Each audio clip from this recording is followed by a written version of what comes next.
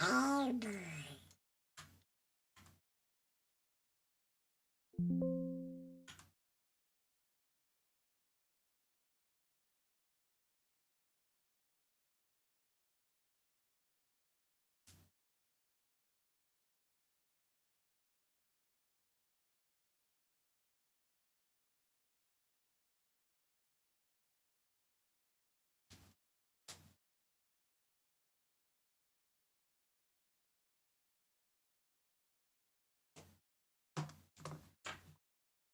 Yay.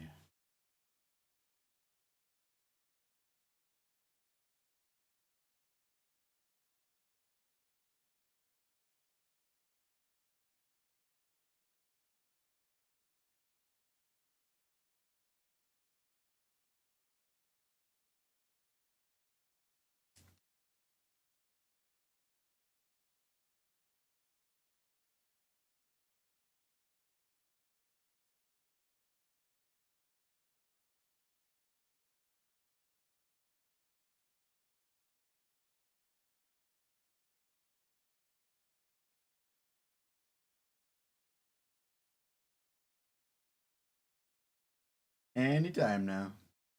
So. Says YouTube is not responding. But why? But why?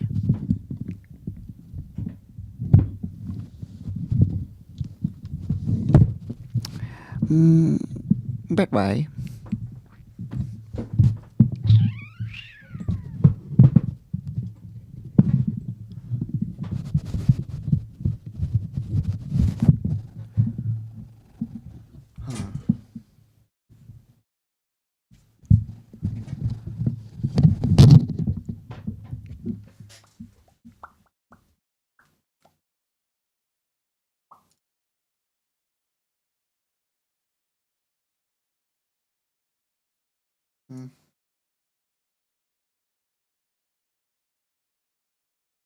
It's not receiving enough what? Bitrate.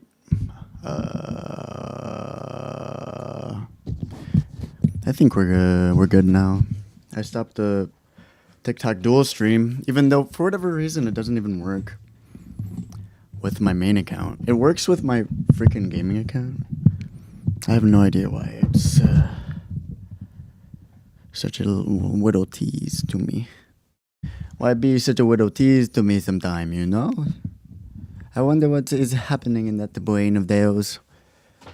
Why they will feel the need to tease someone like me. I do not know. Where did I put this freaking microphone, man? Where did I put this microphone, man? Bro, this ain't looking good for the balance. This ain't looking good for balance day. I'm on live now. Oh wait, what? I was live? Okay. Oh shit. I didn't know. My bad. Hey, where are my freaking... What the frick is happening? Where are my samples at? Is it just because I moved my freaking folder recently? Let's see. Missing files. There are no missing files. Let's stop. Nope. So nothing is working right now. Wait, what? Say what? Hold on, I gotta fix this mic stand too. How's everybody doing today? How everybody doing today? What the freak? Come on.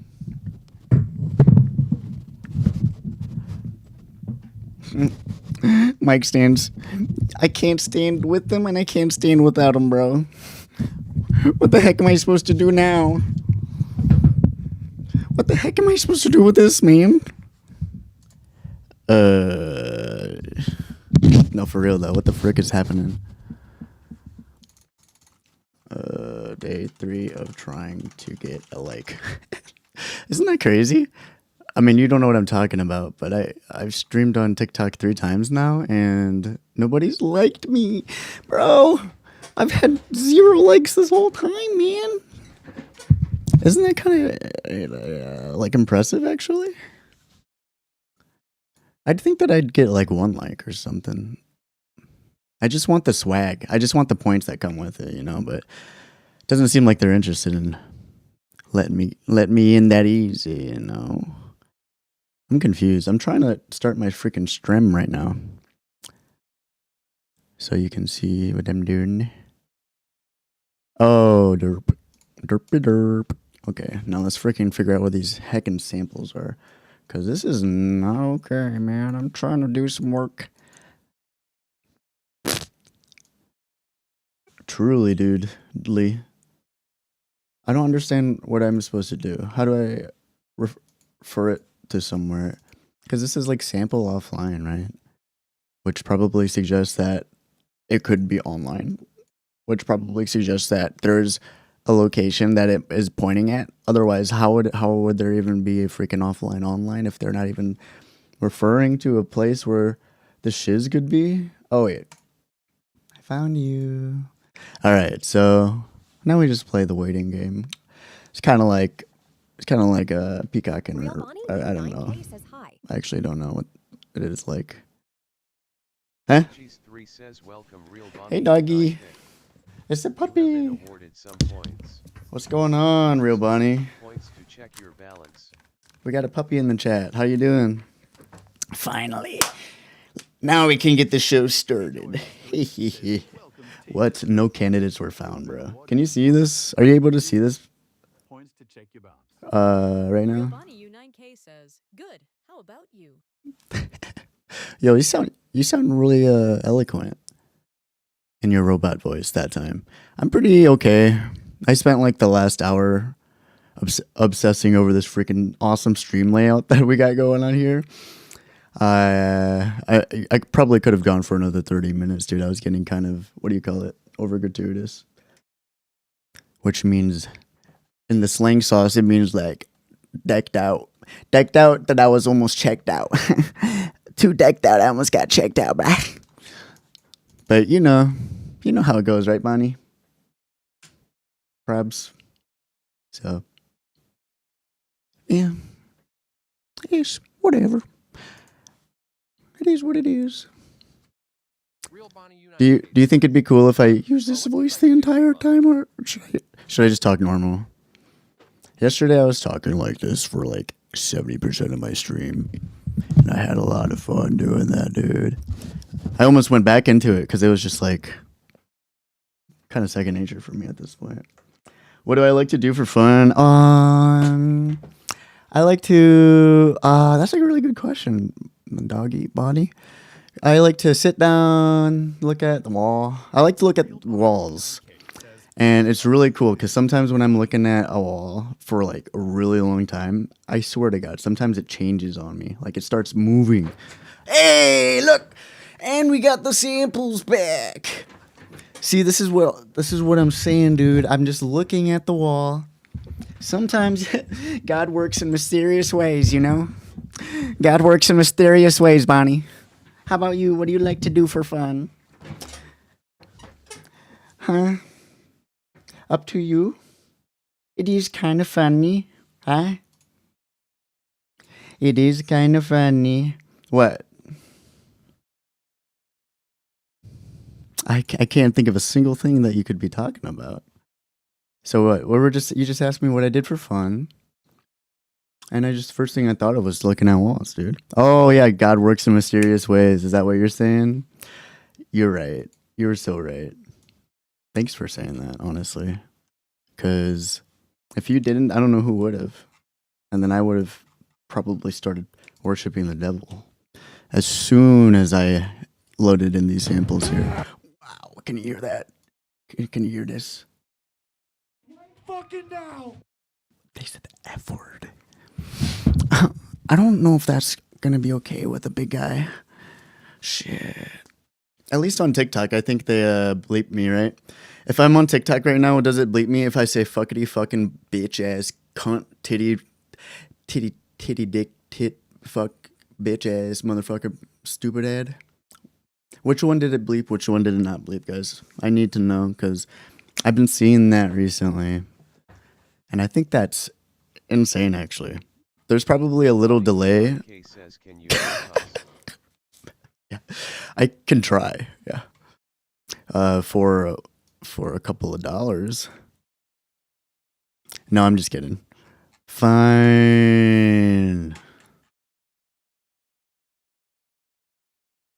Whatever. I was having fun. I don't know what got on your freaking case all of a sudden. You all of a sudden don't want me to swear anymore because you don't like because the swearing words that I use you're kind of jealous because you didn't think of it first, probably, right, bro? Right, Bonnie? I don't blame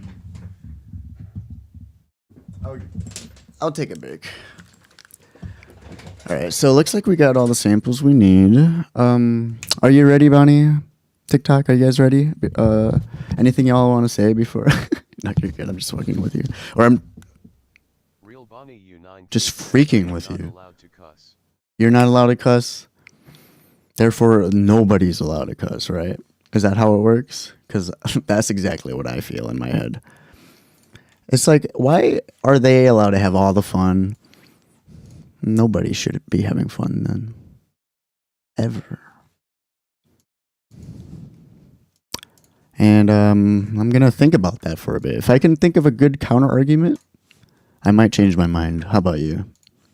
Or are you not really thinking about that right now? You're trying to change your mind or no? All right, I'm going to think about it a little bit while I delete these plugins. I got a bunch of plugins I need to delete, so I'm using my thinking process here.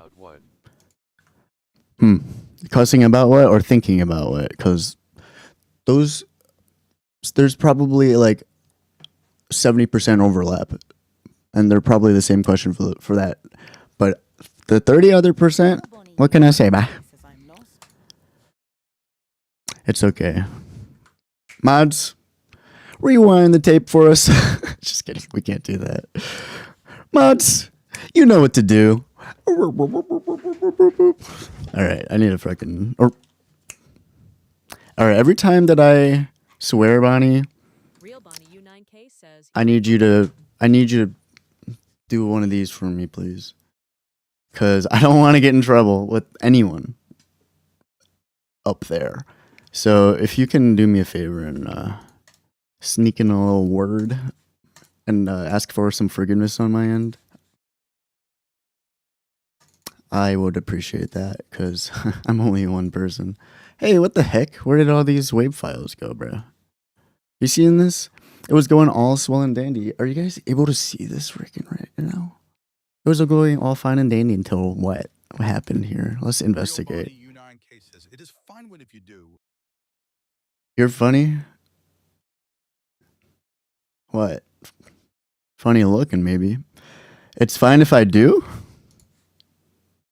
Thanks. Oh. Well, thank you, actually. That was pretty nice of you. I'm gonna take a sip of water, my holy water. In your honor, okay? Cheers. And for your human owner too, because I'm talking to the dog, right? So for you and your human owner, this one's for you guys. On jaw. Ew. So yeah. Wait a second. What the heck is going on? What the heck? What is this? You see this? I'm moving it. I'm moving something. Is that a freaking speck? Is that a piece of dirt? What is that? Audio engine. Oh, what the hell? Don't worry about it. This is supposed to have the chat. But it's kind of derping right now. It's all good. Whatever. I'm going to listen to this file now. Because I kind of need to let out the stress, you know? So sometimes when I'm feeling pretty stressed out, that's what I do. I like to listen to some tunes. Bonnie U9K U9K says I am gonna go to bed, but I hope you have a great night and you were What? really nice and never give up on YouTube. If you like it, you made my That's night. so nice. Thank you, Bonnie. You too. Sweet dreams, Bonnie. Thank you for stopping by and giving me a reminder that, you know, sometimes I don't have to say the bad words to come out with a good feeling. All right. You take it easy now. I hope to see you around, Bonnie. And tell your owner I said what's up too. XL says what about Because a cute dog. Cute dog. You're a cute dog. TG3 says welcome Eli Garcia F6L. A good You call, have been awarded TG's some 3. points. Use Oh, okay. points to check your Hey, thanks for the balance. sub. Don't be afraid to unsubscribe. What up, Eli? Real Bonnie U9K What do you mean, says, what about "Hope have a you?" great night, I will sub." Of course I'm happy to see you, bro. What do you mean, bro? Whoa. Okay, I didn't mean to scare you guys. Did you guys get a little jump scared when I took it off of the drum microphone and then put it on all the microphones? I didn't even give anyone a heads up. That's my fault. I'm gonna bring down my volume. I know that much. I'm gonna bring down my volume. I know that much, huh? All right, good night. Bye. Arf, arf, arf, arf, arf, arf. In your native language, of course, because Bonnie's a dog. Sorry to anyone that only speaks Catanese and not dog.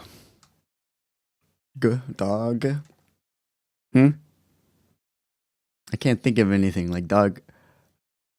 Dog, like Dutch, but for dogs. Bonnie's not here. I can swear now. I can't do it. She's changed me to think about anti-swear words. What are like anti-swear words, guys? Anybody know? Like the type of words where they're not gonna get me to hell, but they're gonna get me to heaven. Anybody know? Or is that?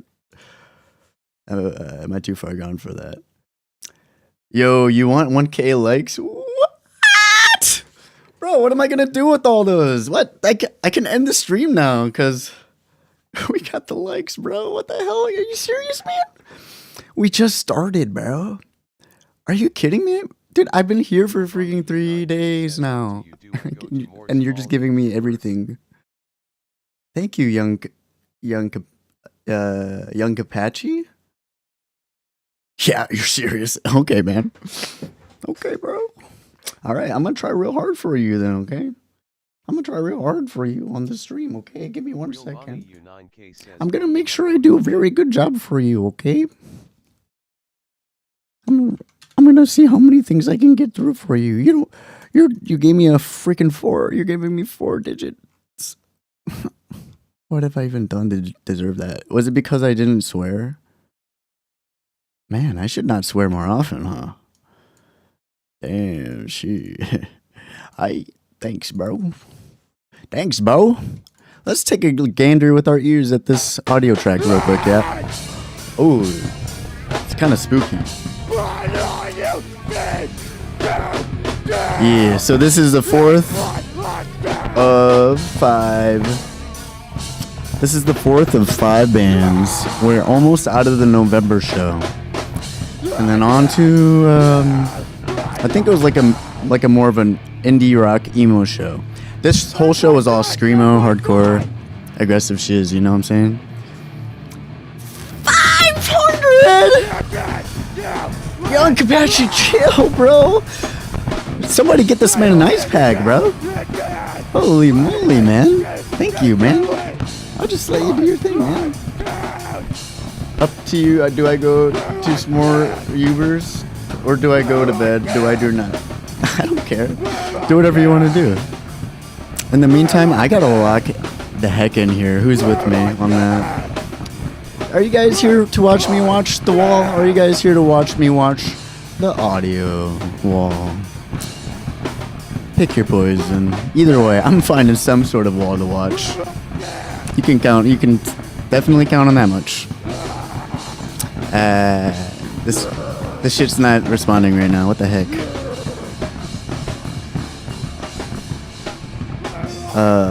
Okay, I'm gonna close this program.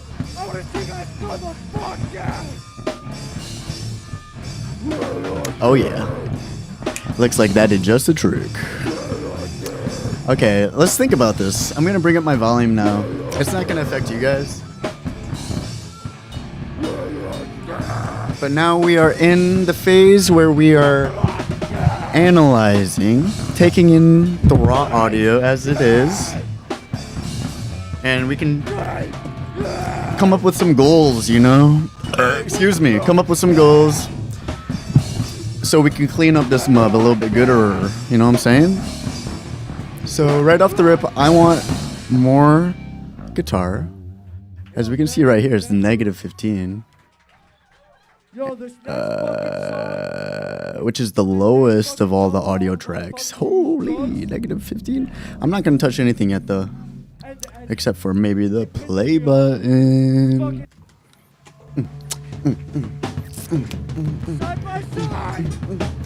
Yeah. Okay, I'm gonna soak this in real quick.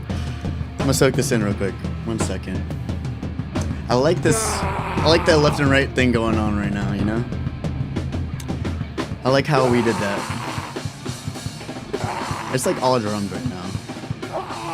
And vocals. This guy's choking. Oh, there's the bass.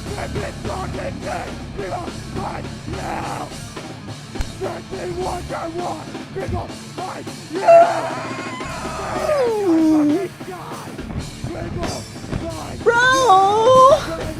You got me 100 to plus 900 likes, bro. Thanks. Young Kapachi, dude. How did you do that so fast? What's your secret? I tried to do that sometimes. It's really hard. Did you do like the freaking, you know, like, but you gotta like make sure that you let go of the other finger before you hit that finger thing. Like, how did you do that so quick? That's mad impressive, dude. 1,000. Man, give me 5. Give me a knuckle touch, bruh. No, give me 5. And then give me a knuckle touch, bruh. Pick your poison. Give me one of these, man. I want them both. I'm waiting for you. Let me know.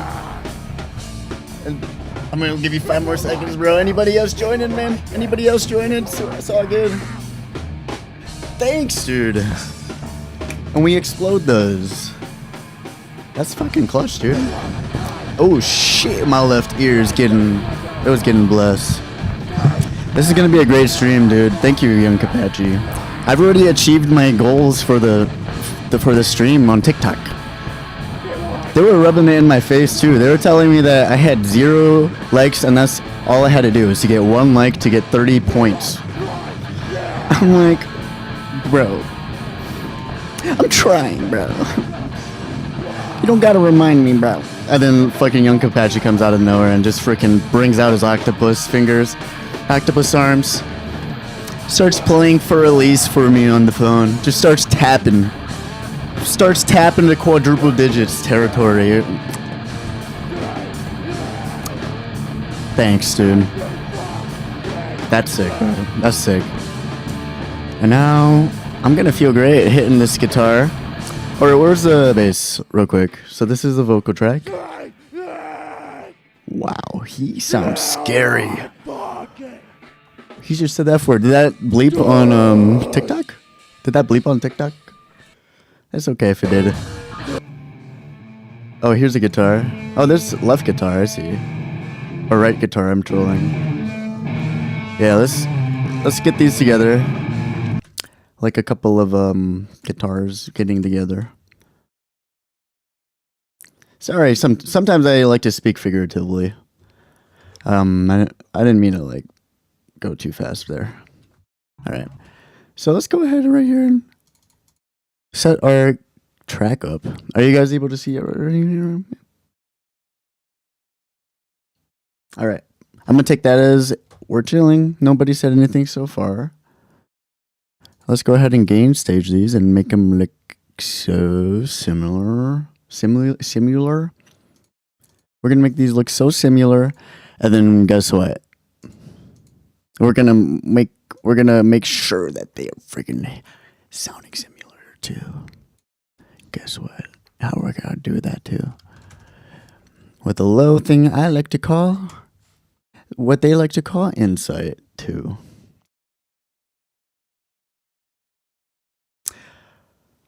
Whoa. Did somebody tap on my eyes? Because what the heck just happened there? I felt like something compel over my brain. I'm gonna need a doozy. Somebody got a doozy for me? What is a doozy at the same time? I just hear it's pretty cool. Alright, right off the rip, left ear is way. It's way. Alright, so this is what we're doing, gang. You seeing this? Beep. We're gonna make sure that this side and this side are about roughly the same number. Hey, we did it. Nice shit, guys. Now we can move on to step 2. Actually, wait, let me think about this real quick. Maybe I want to do 25. Now, how even is it? It sounds like left is way louder, right? Because sometimes, like, numbers are different than human hearing, you know? Than how we hear it, how we perceive it. And the range of which, in the frequency spectrum, the range will determine what is more present or audible to our senses. So it could get a little tricky, you know. Sometimes we can't always trust the visuals, but we can definitely use them as a guide. A huge ass join. Okay. I got excited for a second. I thought it was like the real thing when I read that. All good. Anyways, back to business. Anyways, because I shouldn't be thinking about that on the clock, or else boss is gonna kill me. I'm boss, by the way.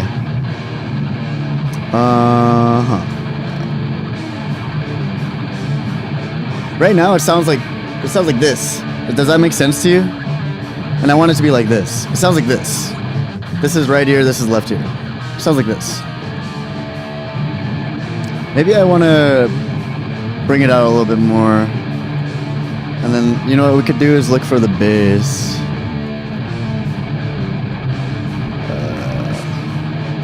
Where's that? I can't even hear it. I'm confused. Oh, it's not in the group. Never mind. I'm silly. I'm such a freaking silly guy on Friday or Saturday mornings, yo. I should have prepared. I didn't even prepare my speech today.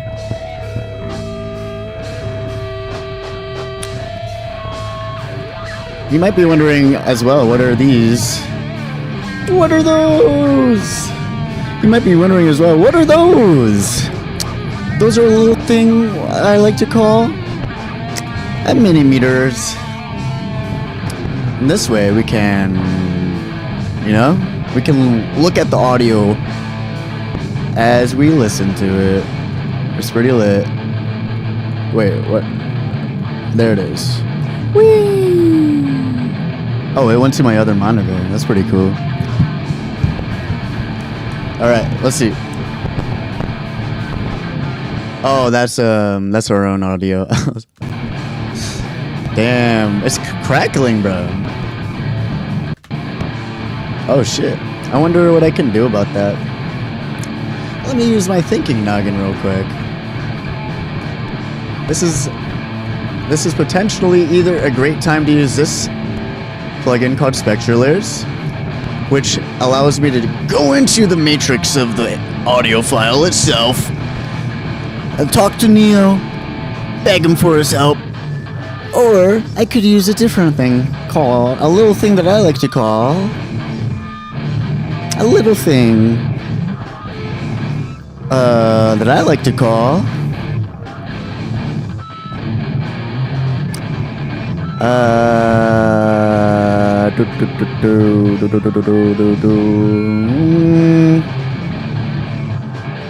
D-click. Bet you didn't see that coming. Master of suspense. I lost all you guys with that suspense. No cap. All good. Not a lot of people can handle that. But those that do, that's when you know you got the tough crew around then. Or later. Or the tough crew came later when the food deal was over. Don't worry. Alright, let's see. What's happening? Periodic clicks? Clicks. Yes. So where's 36 clicks repaired? How did they do that? Where? What? Since when? I kind of want to hear what it sounds like with the clicks repaired, and then I want to determine whether it's worthy or not to burn this plugin in to the software, or not software, into the audio track, and then that way I'll be able to save computer resources. But I have to make sure that it's actually doing what I want it to do. Otherwise, it could just be like a noise gate situation. You know what I'm trying to say? It could be a situation where it just, or like this is like the opposite of noise gate situation. Or no, this is pretty much what I was trying to say. It's a little silly right now. So, click widening, frequency skew. It was kind of like a high medium, I want to say, click, right?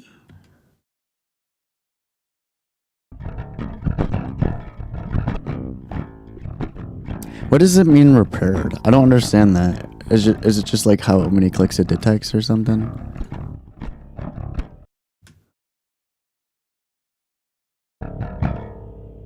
I'm confused, man.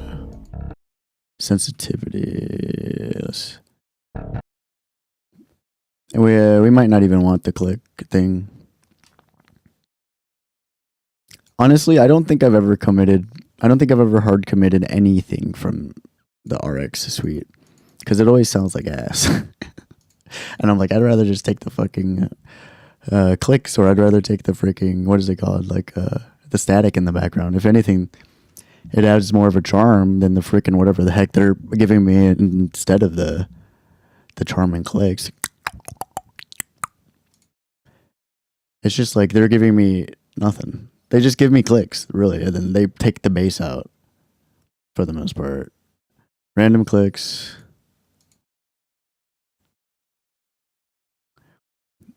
Sounds like high school all over again. I get it.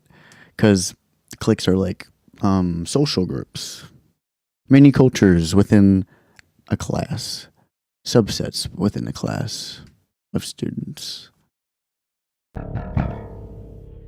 So yeah. All right, let's consider this with our ears real quick. Where the heck? That sounds all right. I didn't hear any clicks there with the shiz. 162 clicks repaired. More like 100, 700, 5,000 clicks deterred. Shit. I didn't even know what I was gonna go for there. I'm gonna be honest. I might take a chill pill here. Ooh, look. We got some words. Where do I put this?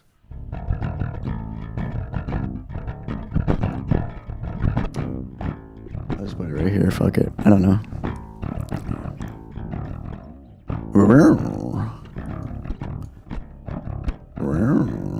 So this haliklicky, supposedly allegedly,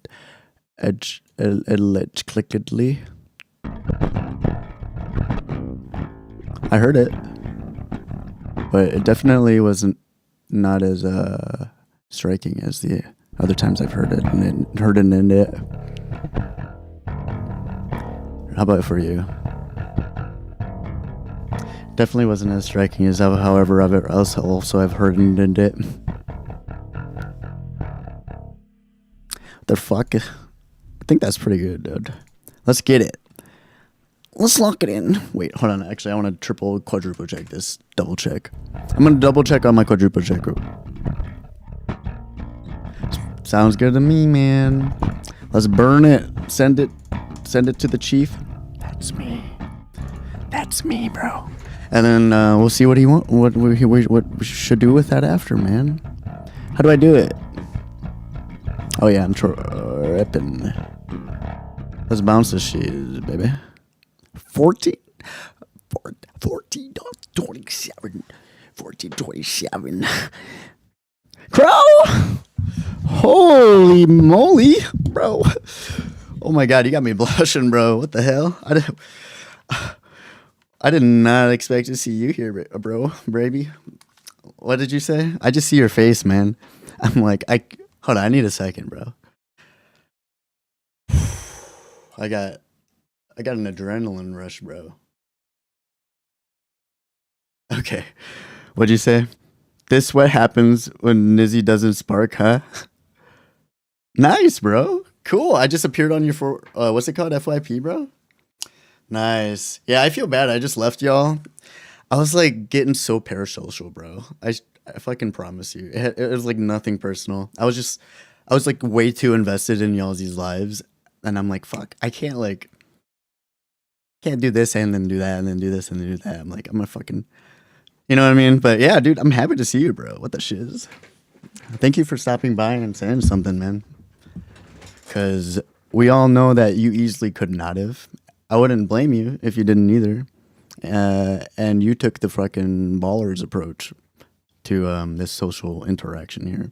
Wait, do you hear the music? Okay, great. My bad, because when I'm like exporting an audio file, it plays the music really weird, but I guess they're treating bouncing differently. But yeah. Oh man, how are you doing, bro? How are you? Man. Yeah, bro. I'm happy to see you, dude. That's cool. I'm really happy you stopped by, bro. Bro Crow. What have you been up to? How's the season been? Have you been playing? That's also like another reason why I'm like, fuck Marvel Rivals. Freaking shit was like, I was trying so hard to stay in it, but now that I haven't played in like whatever since the last time I joined, or since that day that Nizzy was like gonna play the day after, remember? I was like, oh, are we gonna go play Marvel Rivals? And then you're like, oh no, he meant tomorrow. I haven't played since before that. No, I played once before, since before that. And I'm like, if I lose or if I demote, then I take a week break. And then I just like kept running into the worst games. And then I was kind of like destroying my mental too. So I was trying to wake myself out of that, bro. That I can blabber for a minute right now, bro. Sorry to give you an ear beating, but yeah. How you doing? How you doing, bro? Yeah, nothing wrong with that. Got to do your grind. I appreciate you. Yeah, man. Yeah, Nizzy's chat just felt like so much like home, bro. I was like, oh, when's Nizzy gonna get on? I'm just like a parasocial fucking guest.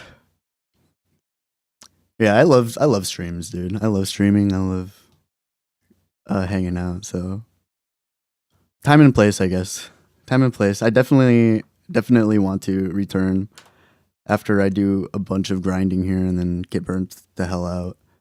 And then I can like play more in the background and then just hang out with you guys again. Cause that shit was busting. No matter what was going on, really, we were just kind of hanging out, bro. You're just roasting him too. Like, dude, Crow's savage. Crow does not give a freaking fuck, bro. That's how I felt every time. I'm just fucking glazing you. I'll do it, no homo. You know what I mean? All my homies deserve a little glazing. Otherwise, what are we even there for, bro? You know what I'm saying? You ain't touched it either? Yeah, bro. Sorry, it took me a minute to read that. Yeah. So, yeah, you get it. You definitely get it, man. I don't think I gotta say any more than shit. It's crazy because the game got supposedly really good. Kingsman was saying it was the best game or the best season of the entire game. A bunch of everyone was pretty much excited. And then another like general consensus thing was that it was just really like visually stimulating. And then yeah, I don't know, it like hit different with all the. I think it was with all the team ups or some shit. I don't know. Just in general, which didn't really impact my appreciation for the gameplay as much, but I don't know. It just made me think a little bit more, I guess, which doesn't help if I'm like thinking a bunch about like just wanting to be somewhere else and working, and then I'm also like running into these.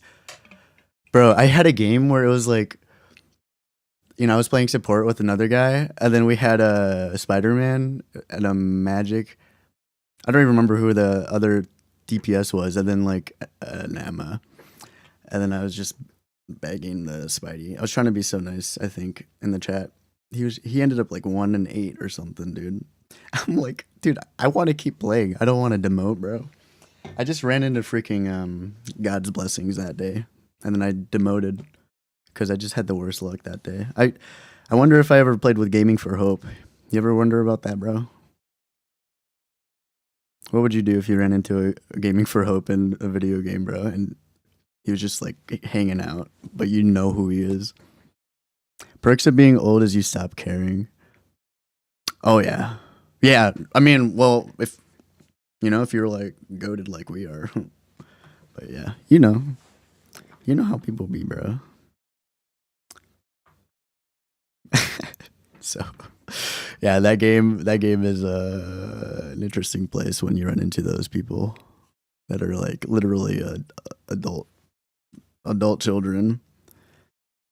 And then I feel like I'm 12 again. I feel like I'm a kid again for whatever reason. And then I like snap out of it and I'm like, shit, dude, I'm almost like at my midlife crisis.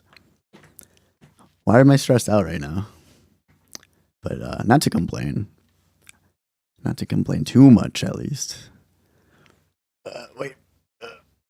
All right. So what? You did? Now he already stopped playing Rivals already, bro. All the streamers gassed it, yet so many players keep dropping. Yeah, right. Seems to be the case. Man, this audio is taking a real long time to bounce. I'll take it though. I'll take my freaking Marvel Rivals talk with Kuro time and catching up. Awesome fun time.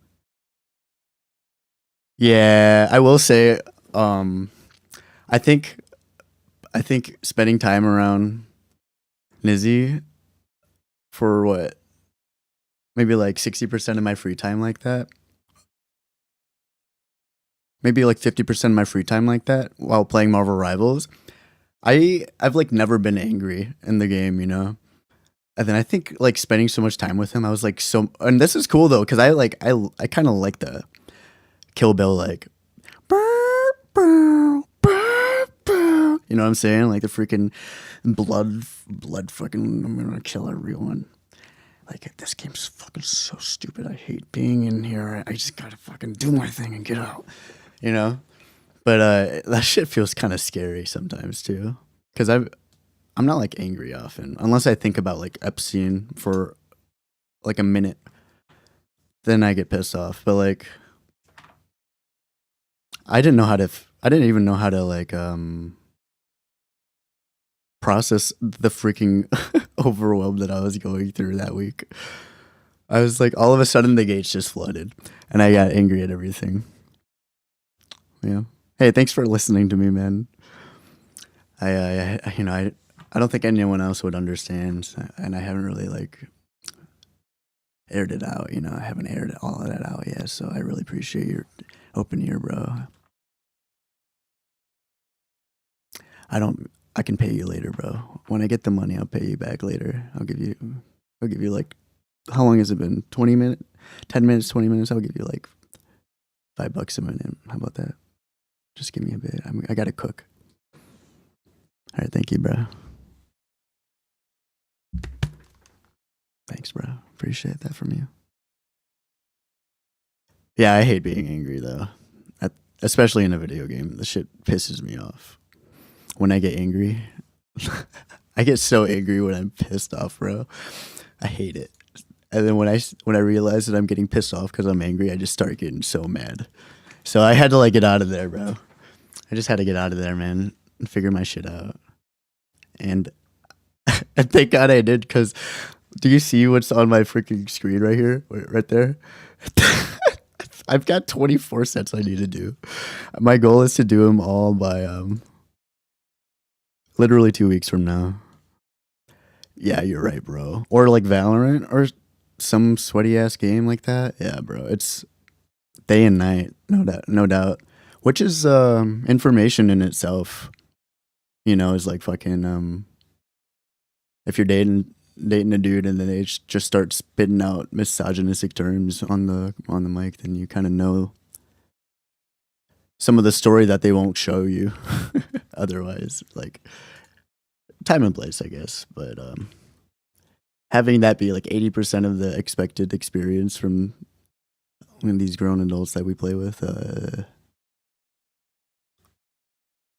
something's got it. I don't know, man. Yeah, yeah.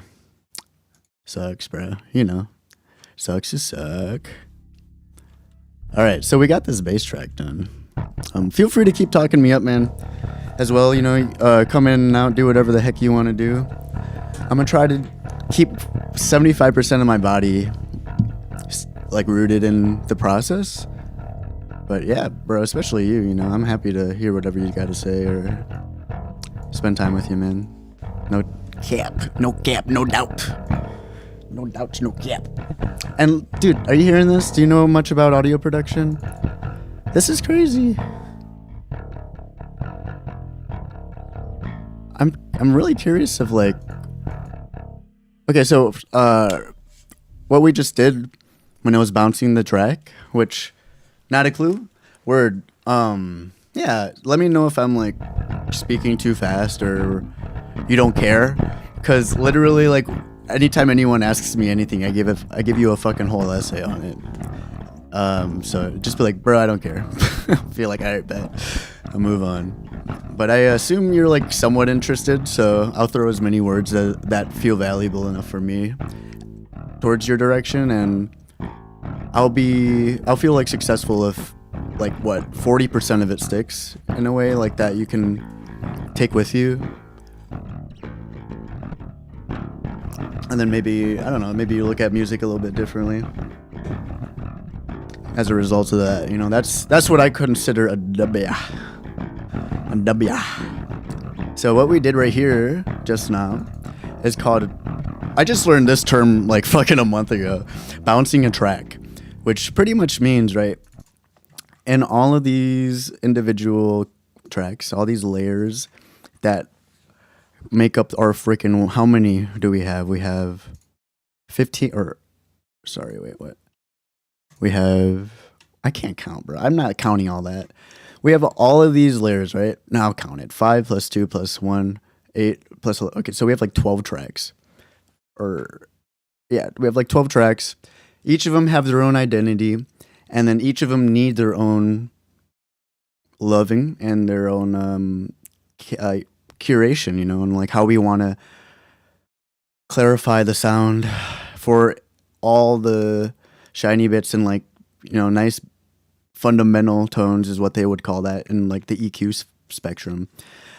All of the essential sounds from that sound to shine. And so that none of these tracks get in the way of each other. That's pretty much the job of the audio engineers, to try to make all of these tracks coexist in a way where they're not just like, or they're not only just like, how do you call it? Like the interplay. It's, you get it. I'm kind of just like jerking myself off with words right now.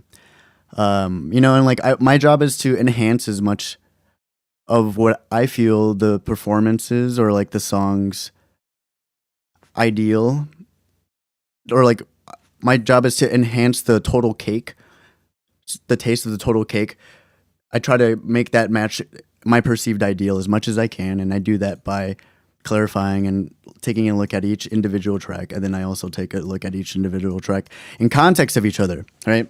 So as you can imagine, and I'll look to see if you said anything soon. I just get hella distracted, so I'm not ignoring you like out of disrespect, but I'm almost done. So we've got this.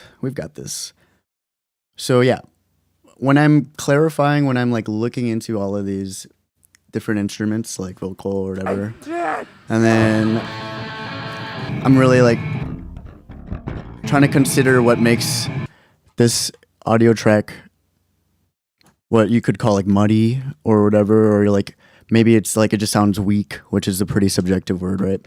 I can take all of these different approaches. Generally, there's probably like 5 different categories of effects that I would attribute, like sprinkles or some shit for each of these layers on the cake. Categories, and then I just happen to have like 3,725 brands. You know, but really all I want is like an EQ, equalizer, and a compressor at the end of the day for the most part. Especially in this set where I'm trying to maintain the integrity of the performance.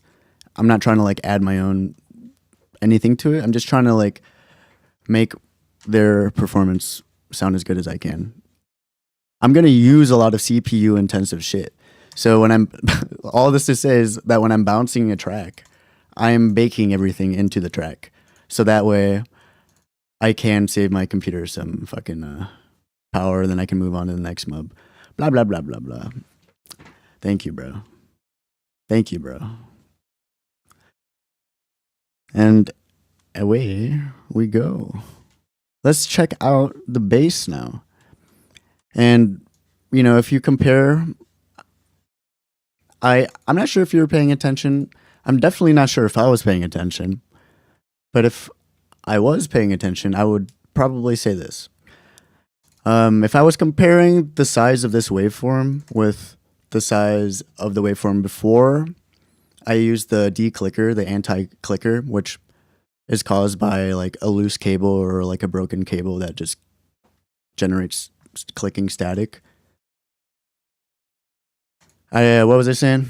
So yeah, it's pretty much, it's a bit of a thinner of a sound. So my job now is to try to use this track that has less clicks, so less intrusive frequencies just popping in and out. My job is to try to bring it back up to par to the energy where a bass should be, in my opinion. Because when the software is going to take that shit out, it's going to take out some other stuff on accident too. So what I can do right now is to try to revive some of it. And most of that shit, definitely a lot going on, bro. Yeah. Sorry, man. I get really excited too. I'm just like fucking, you know what I mean? And I'm really happy you're here. But I would, I'm really happy you're here and you're kind of making this more natural for me. And no pressure for you to say, of course. But I feel like you are even comfortable calling me a fucking stupid ass hoe, bitch ass, idiot brains. Like, I don't give a fuck. I'm gonna fucking get out of here and I'm gonna hang out with some other cool people because you suck. You know, I feel like you're the kind of guy that'd be comfortable saying that shit. So I'm not too worried about you. But yeah, my whole thing with, you know, with the stream right here is I want to provide a reliable resource, semi-reliable, or like at least what I could literally consider myself like top 1%, you know? So free education. And the more that I communicate my thought process, the better the archive will be and the more valuable the time spent, you know, the people who choose to spend their time here can be, depending on if they're like interested in my way of thinking. But I'm not really doing a lot of work I guess I am doing a lot of work because a lot of the work is just mental and like having deliberate moves. So yeah, no pressure for you to say, but the fact that you're here, bro, is making this so much easier for me because I really love this shit, bro. And if you're curious, I want to do my best to fill you in on what I'm doing because I think that's just really cool. So yeah, right now these are called bands, right? Right now I'm in the equalizer spectrum. We got the highs and the lows, and I'm just gonna assume you or anyone don't like know too much, you know, and I'll try to be pretty crucial with the details, at least in the first couple hours of being here. Then if I feel like I've done a good enough job catching up, catching people up, I'll probably lock in a bit more and assume that what I had given away information-wise is good enough, for the general consumption of whatever the hell I'm deciding to do next. So this is an equalizer, and when I bring it up, it raises the volume at this part of the spectrum. When I bring it down, it lowers it. And I already know this about bass. Bass is going to be stronger, or like the fundamental tones. You fall asleep soon? Hey, sounds good, bro. Yeah, it's like 3 a.m. Sounds good, man. I hope to serve you well and either like bore you enough for you to fall asleep, or you get inspired to count some sheep while like listening or something, I hope I can help. So yeah, I'm gonna reset what I was saying earlier, because I think this might be a better way to introduce it with fundamental tones. As I was saying, we're baking a cake essentially right now, and we want to be able to experience each part according to however the chef wants that to happen, because sometimes it could be subtle flavoring, sometimes it could be the main thing, the main essence. But in so far as like this set, it's like, yeah, I want to have the guitars equal. I want to have those guitars to be equal with the bass as well. And then, like I just want everything to shine pretty good. So a lot of that, pretty much like 70% of that process would be all EQ work. And going into the EQ work, it's important to understand that every instrument has their own like fundamental range frequency, where like for bass example, which is where we are right now, we're just soloed, in context of the whole thing, just to remind you of where we're at right now. We're not just like listening to a bass guitar player, but honestly, every freaking tutorial that I've consumed has recommended not to solo or isolate each audio track, because they argue that it ruins it doesn't do a good job at honoring the context that should be recognized when mixing anything. I do both. I solo it, and I do my best to make the track sound as good as I can on its own, and then 100% of the time after that, the job of trying to make that fit in with everything else is just so much easier, and then like I'll make a couple of modifications for the blend to be more smooth and natural sounding. But my main job right now, as we'll come and see, is that I'm just going to EQ first. I'm going to EQ every single freaking one of these, and then I'm going to compress them if I have to, which I probably will. So, and then for the most part, that's all I want to do here. So my job is to just try to keep it as clear and representative of the fundamental frequencies as I can.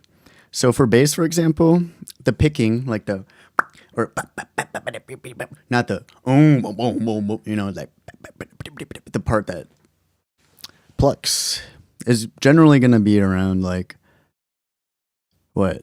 We have maybe like 2.5 to 6K hertz. Just a number. This is where it is, mid-high range, right?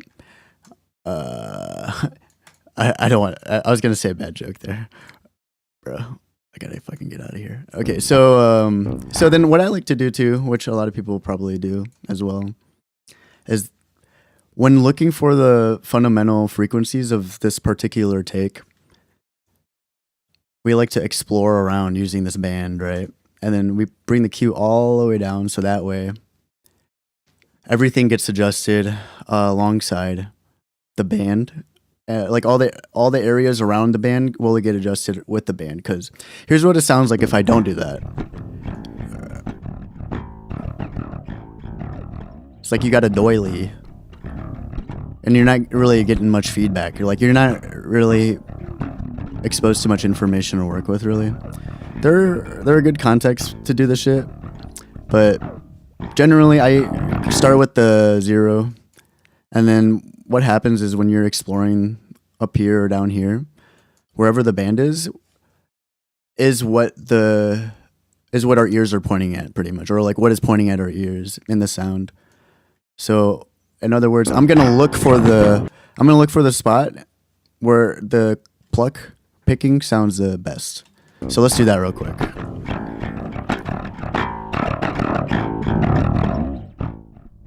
Because I know generally it's gonna be around this area, you know. So right here, I think it's really thin, but it still sounds good. I think it sounds good. I'm not gonna do too much decrease. I probably won't do, a lot of decreasing in this area, but I don't know, maybe like around here. Let me double check. Sometimes it's hard to trust my ears, so I like to reset what I'm listening to by going down. And then I'll just try again. So, I don't know. Yeah, probably like around here. I'm gonna go ahead and chop off the high end with this band. So yeah. So I'm just gonna place an anchor here. I don't have to like keep it there this entire time, but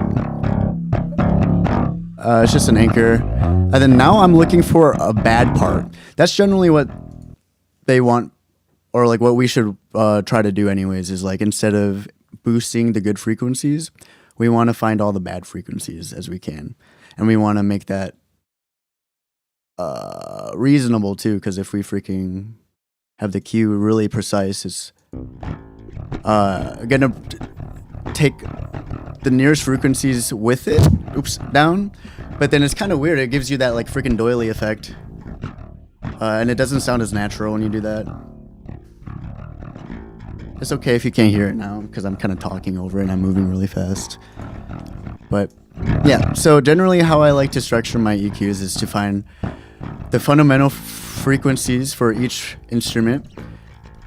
I'll put a pin on it, and then that way those fundamental tones will still shine when I'm doing the subtractive EQing, is what they call it. If I'm boosting, it's additive. If I'm subtracting, or if I'm, blah, blah, blah. If I'm lowering it, it's subtractive.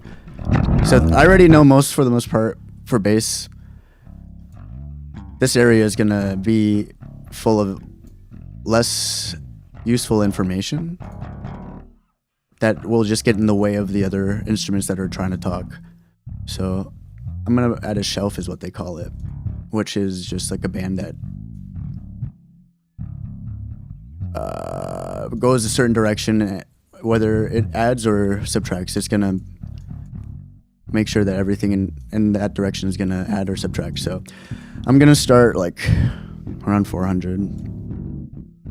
But yeah, once I'm done with this, pretty much I'll probably just speed through the rest of the EQs, because that's really all I have to explain for the most part.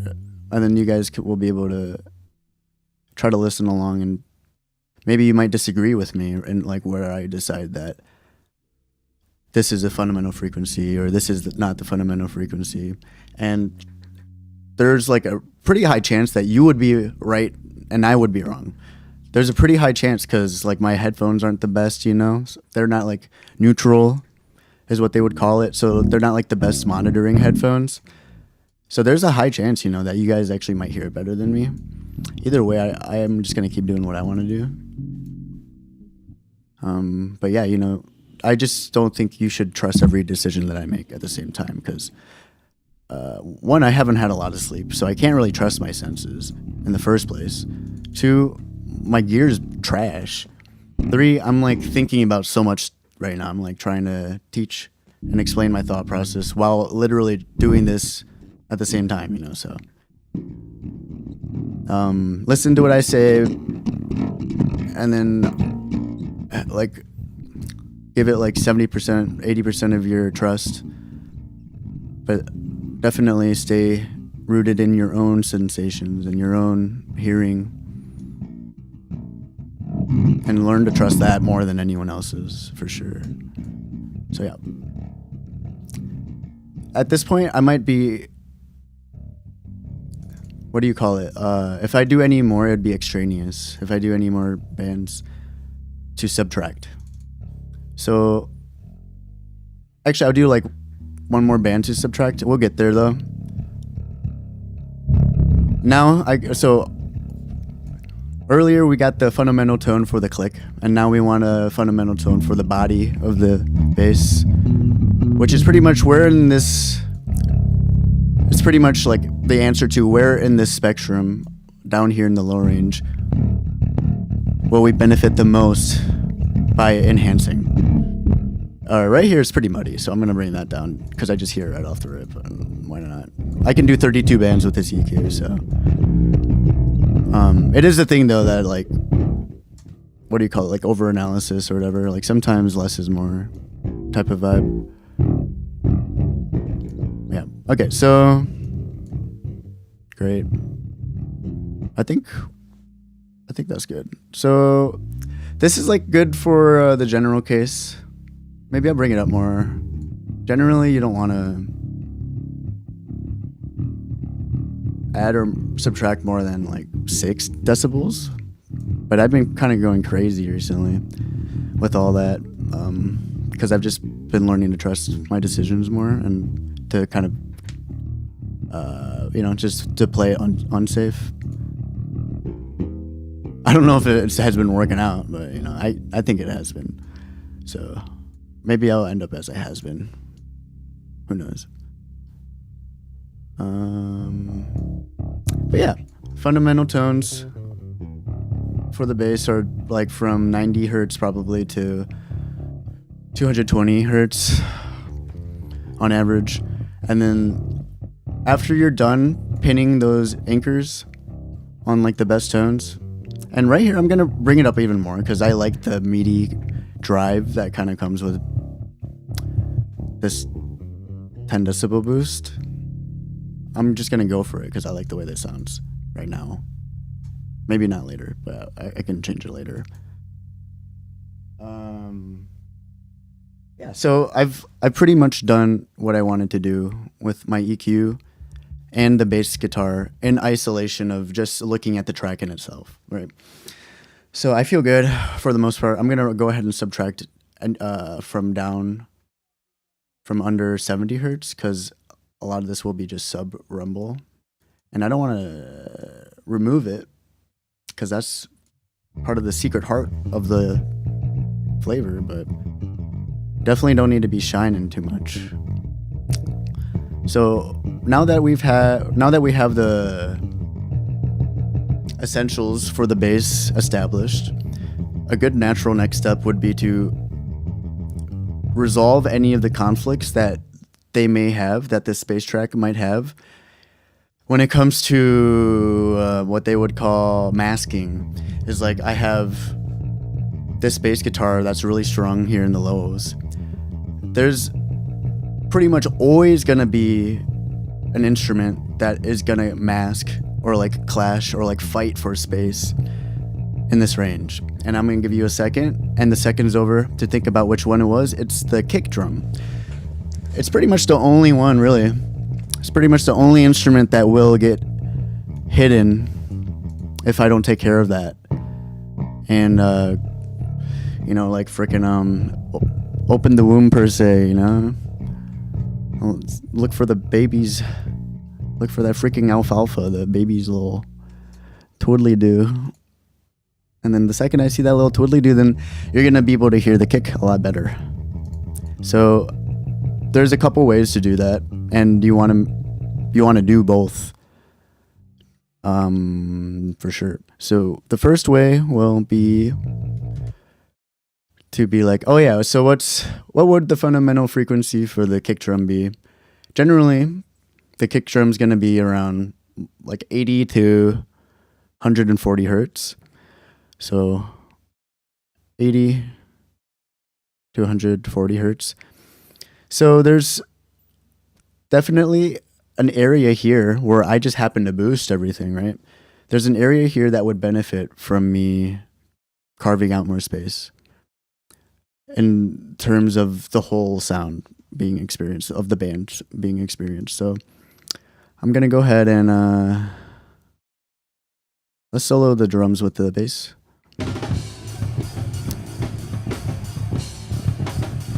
and just get a good idea of where we're at. You know, we're not gonna do too much right now. I can hear the bass, but it's like, or I can hear the kick drum. But for me, it's more of like a, you know, it's not like a, do, do, do. It's like a, hey, I'm here. Hey, I'm here, I think. It's not like super kicky. It's more of like a little beep, a little tappy. So that tells me a couple things. Like one, we're doing pretty okay on this end when it comes to the kick drums EQ.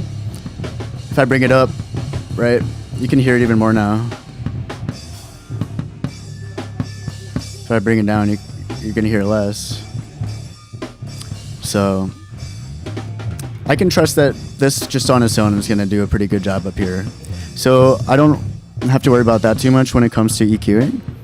Right now, let's check out the other fundamental frequencies. Like, and this is probably the case for most instruments. Is like there's gonna be the attack, or like the what they call the transient, which is that like first instance essentially of the sound being produced, and the sustain, or like the body of the sound.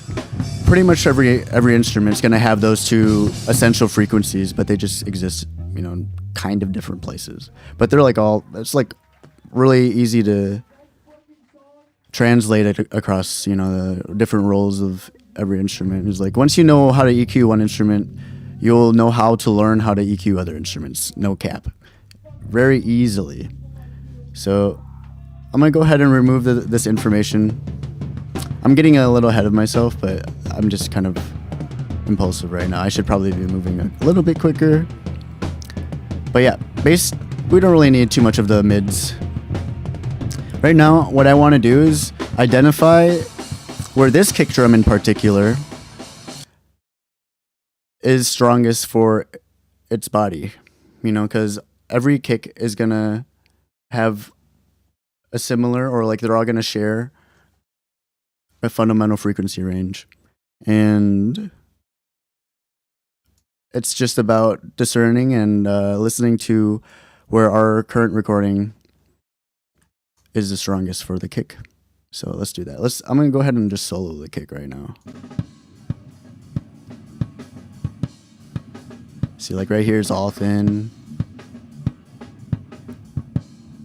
And it could too be the way that we mic'd the drums. I mean, it definitely is the way that we mic'd the drums. It sounds like right now we have our mic more outwards, or like more towards the rim of the drum, as opposed to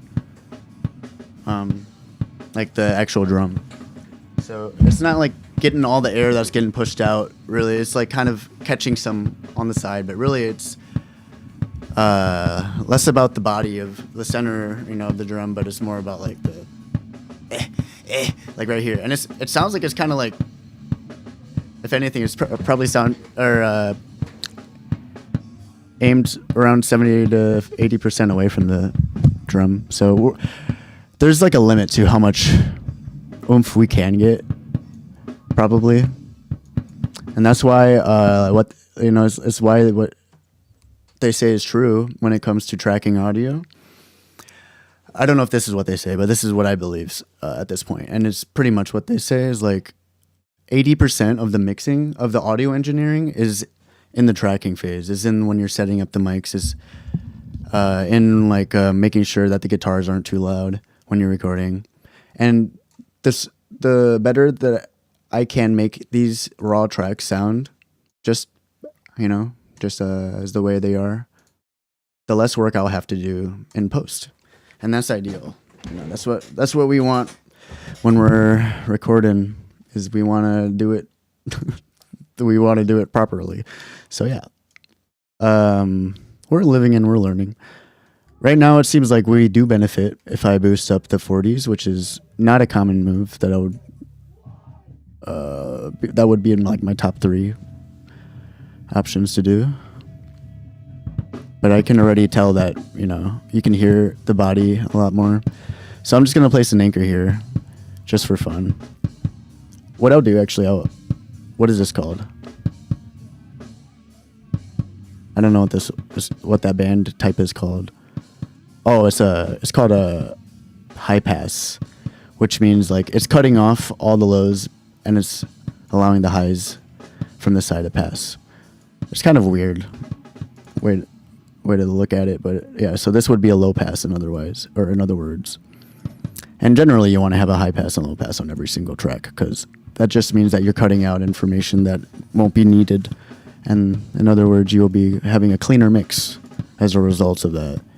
So I'm going to go ahead and for general purpose sake, pretty much every track, like you're not going to use any of this information, Crow. I'm like going way too deep.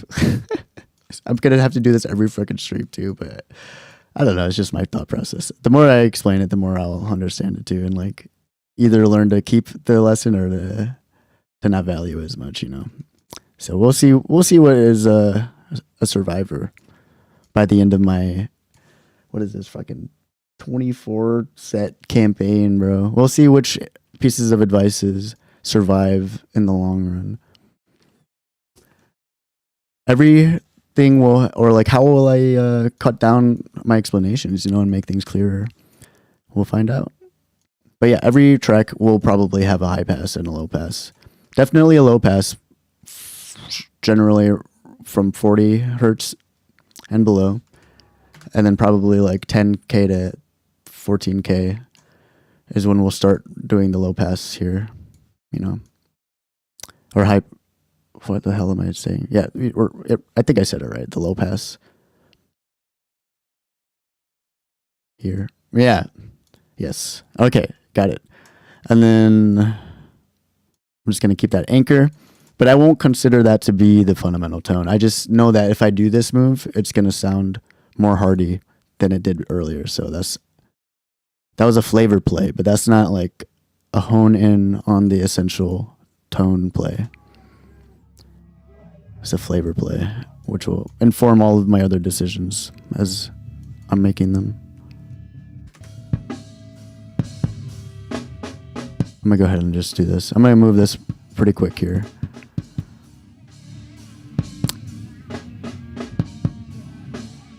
I don't know, man. Like right here, it's kind of a hollow thump. All right, so not to get too distracted from our original goal, which is to identify where in that bass range we were looking at from like 80 to 140 hertz or so, will the kick drum be strongest? You know, because when we figure that out, what we're going to do is come back to the EQ and we're going to go ahead and decrease it. So that way there's more space for the fundamental frequency of the kick drum to pop out. That's the aim right now. That's what we're trying to do when looking for the fundamental frequency right here. Or like which tone do we want to enhance pretty much? Which hertz do we want to enhance here? I actually like this a lot. The 200 hertz.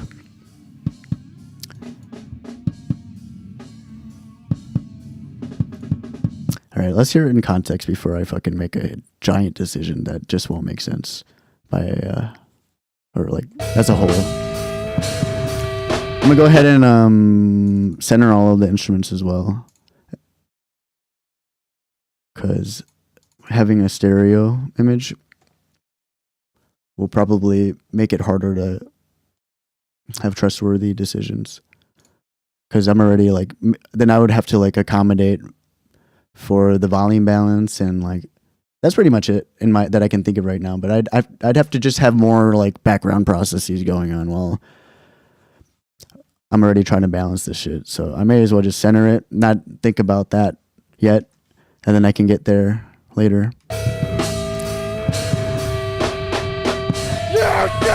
So yeah, I'll go ahead and keep this boosted pretty high. I can't even hear it.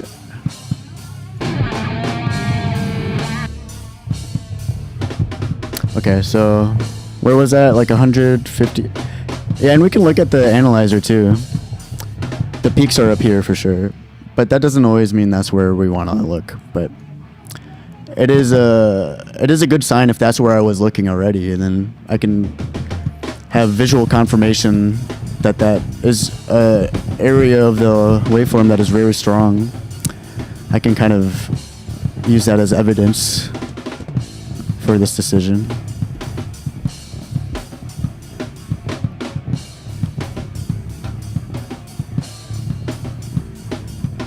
I don't know if I'm really making much of a difference right now, but knowing how this shit works, I can just kind of trust it's doing something. So I'm going to pretend that I am. So the next step, which is like next level, as opposed to, it's like the level between, not like difficulty wise, but it's just like, I should just be saying next step, I guess. You know, we did all the basic EQ work. We identified and clarified the fundamental tones for two instruments that tend to mask each other. And we found a way to carve out space for the kick drum. We're going to finalize the kick drum process by doing what they call a dynamic EQing. And we're going to do side chaining, which means for dynamic EQing, you know, we did basic EQing, which means all of these pins on the map are just going to hang out there the entire time, pretty much. And I don't have to worry about anything or whatever. Like, that's what I want them to do. And then now I'm going to do a dynamic EQ, which means if the bass guitar, or if the kick drum gets higher or speaks louder than -9 decibels, the bass area right here where this band is covering is going to decrease by however range I set it to. So I generally don't do more than like 7 decibels. I'll probably go for like 3 right now. And then, in other words, how I'm going to try to make this happen is whenever the kick hits, I'm going to ask this dynamic EQ to lower that range every time that it hits. So it's kind of like interacting with the other part of the entire system, which is super cool. And I was kind of okay, so I kind of said it wrong. So we're doing dynamic EQing. This is what I originally said, actually. I'll start with that. We're doing dynamic EQing and we're doing side chaining. I said that wrong. So side chaining is actually going to be in both of those steps. It's going to be a dynamic EQ and then it's going to be in compressing. And we're going to put a side chain on both of these effects, which essentially means that I am chaining, I am attaching, I am latching, tethering the kicks, the decision of the kick drum and the bass together or whatever, you know? So that's how you get the relationship between the two instruments to activate. So this button, side chain. Now, this dynamic EQ won't do anything unless I decide right here who I want it to react to, which is the kick drum.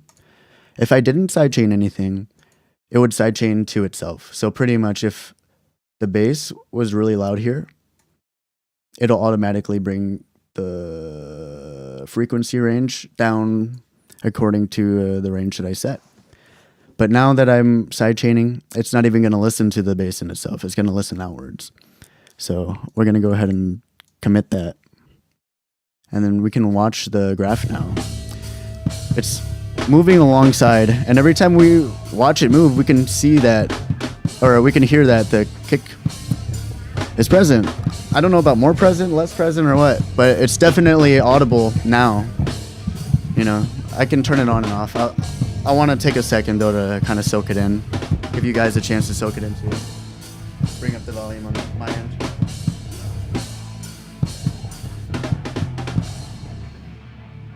Hey, get back over here, you fucking little slut.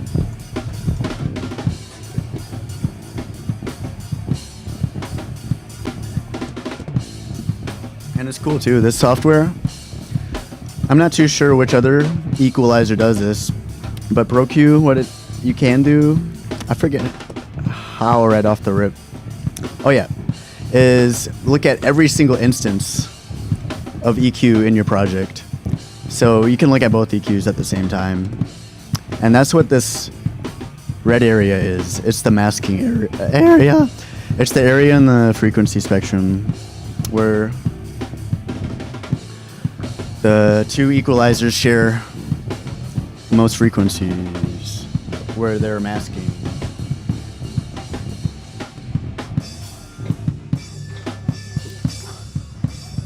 Burp. Yeah, 112, 112. We have the kick strong up over here. I wonder what would happen if I did this. I already have a placebo effect going on that I'm gonna lean on. I think this is where we want to move it, actually. And I can be generous, or I could be pretty conservative or prude in how much I want to open that bang. You know what I'm saying? How much we want to spread those. Sorry, there's kids here, so. I'm talking about ice cream. Don't worry about it. We're talking about ice cream, baby. So, yeah.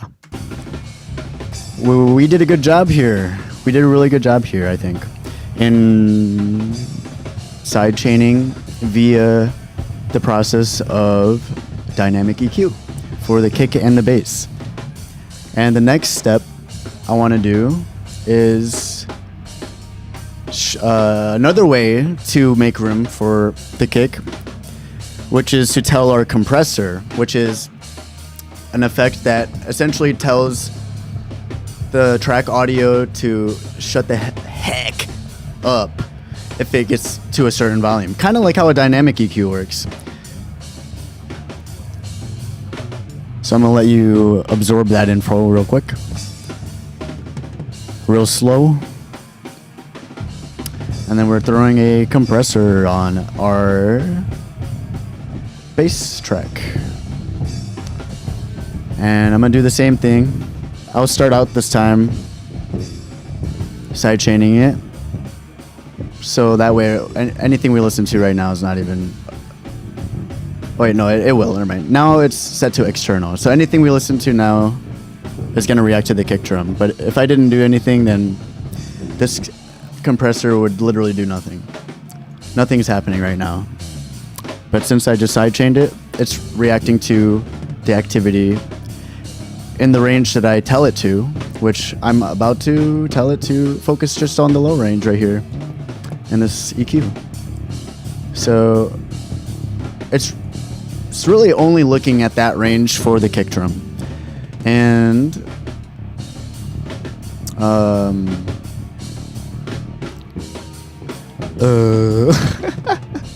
what? Where am I? I kind of got lost. Wait, what? Am I freaking in school right now, bro? What am I doing here? I don't want to be here. What am I doing here? Anyways, that's a me problem.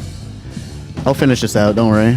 So, yeah, we established our low frequency range. So we don't have to worry about the clicks up here getting in the way of our bass frequencies. Or actually, don't worry about my doubt right there. I am correct. So we're going to go ahead. I don't know what this is, but I like to set it to the center. I don't like the idea of it not being 100%. I can read this box right here if I really wanted to, but so far so good, you know, fuck it. You can only know so much. And the sidechain level is pretty much the same thing as the range for the dynamic EQ. When that shit hits, it's going to hit this amount, you know. When that shit hit, it'd be hitting this amount. So I'm going to make it a sidechain level of 3. So now that we have the range, is what they call it, of how much this effect can actually decrease the volume. Now that we've made sure, in other words, that this range won't do more than we want it to by establishing a ceiling, a cap. we want to determine what would be a good volume for this effect to happen in the first place. You know, so they call that the threshold. And in other words, it's kind of like the dynamic EQ right here. It's like when the volume goes above this band, then the band starts to work. So it's like the same thing here, except it's in a knob. But right here we have -8, it says. So if I wanted to recreate that, we just go -8 here, if that makes sense.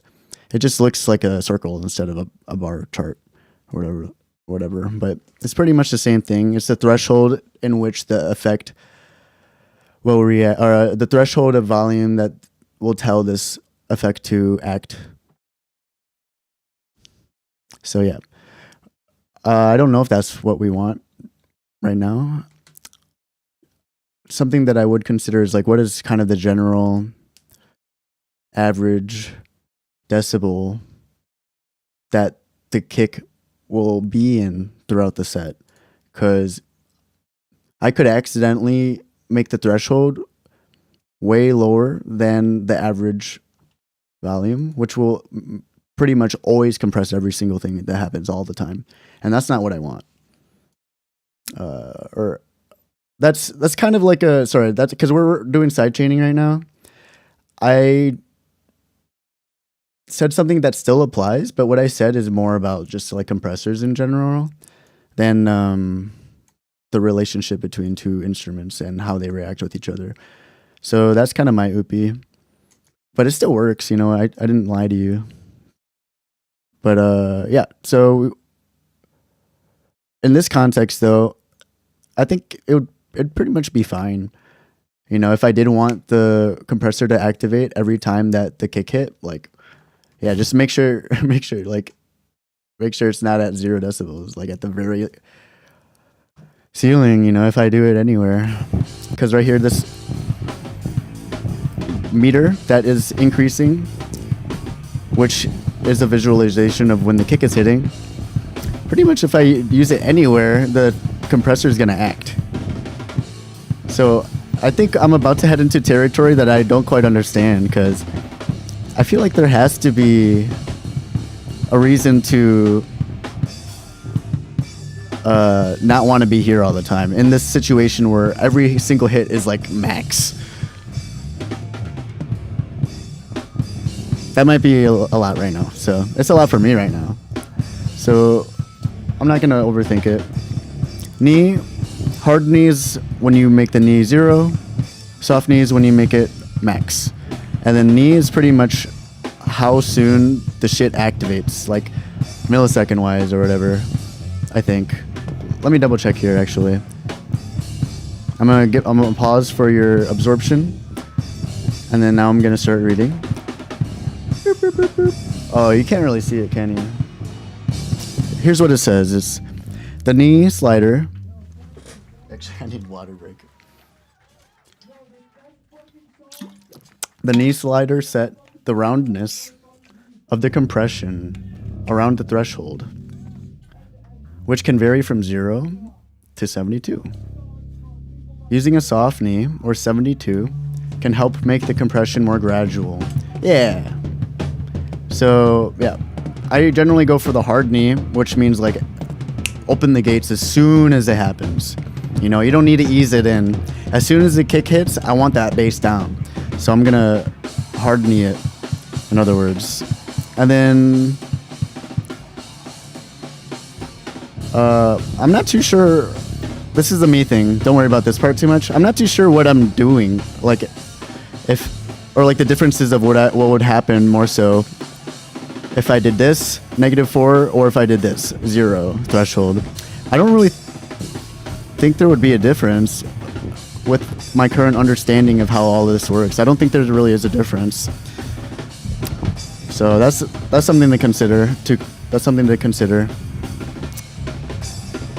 And it's definitely a place where I trust myself less.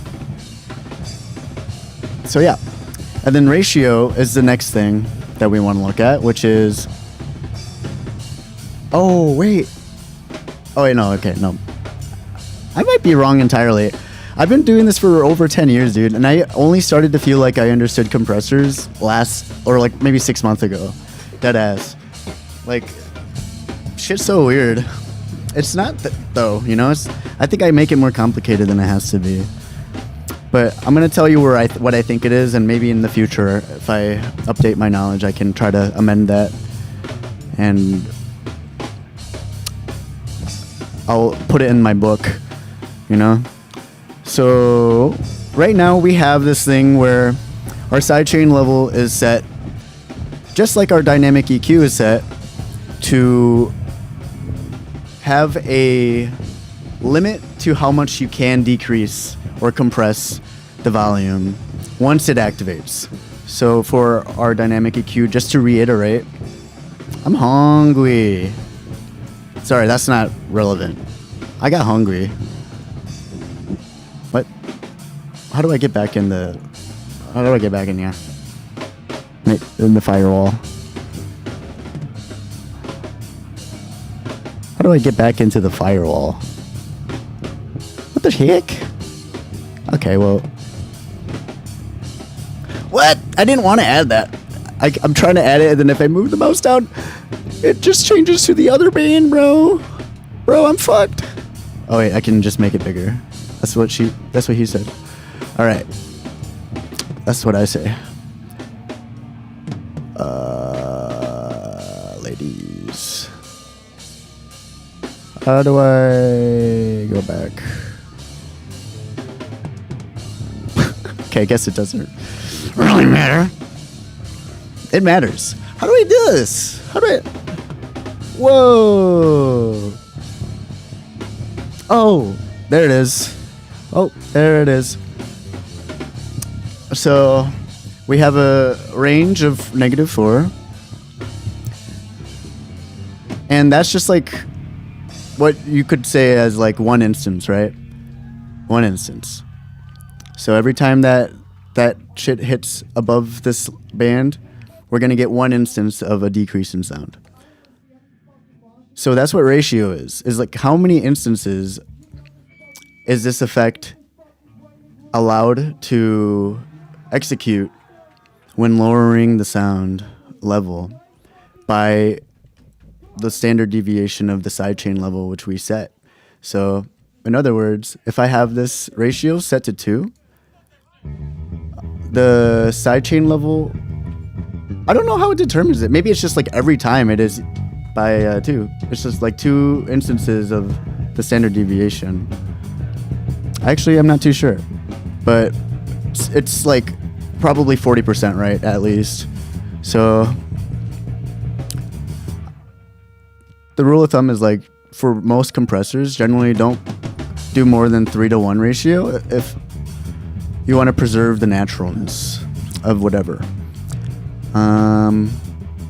So we can go pretty sparingly right now because we don't have a lot of competition in this range already. So I want to see what happens if we just kind of chill a bit. Maybe that's all we really need, you know? So we're going to keep it pretty light of a ratio, light of a range. But yeah, I don't know. Maybe I feel like... Or then this is also a range? God damn. I don't know. Maybe I should just not act like I know right now. But that's what I think. And I just want the bass to go down every time the kick hits. I don't hear the fucking kick though. Is he just not playing it or what? Oh, is this him?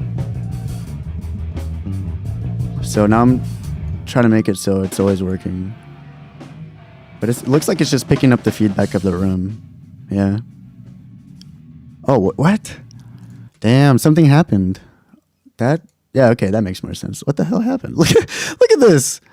Yeah, that's like another thing. That's another reason why I have been like putting this all on the back burner, bro. Because this shit's so freaking stressful. Granted, this is our second show. You know, I've been really patient. I've been trying to remind myself to be really patient with our process. It's just me and my homie Dan.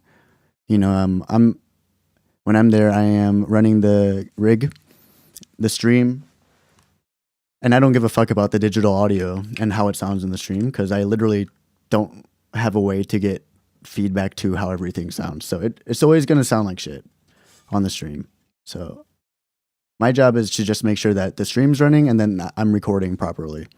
But I didn't have the cognizance of mind to acknowledge both the kick drum being really quiet all of a sudden, as well as the clicks happening in the bass. I didn't realize that would be a thing. So come this show next week, that may be in my pocket, in my back pocket of considerations.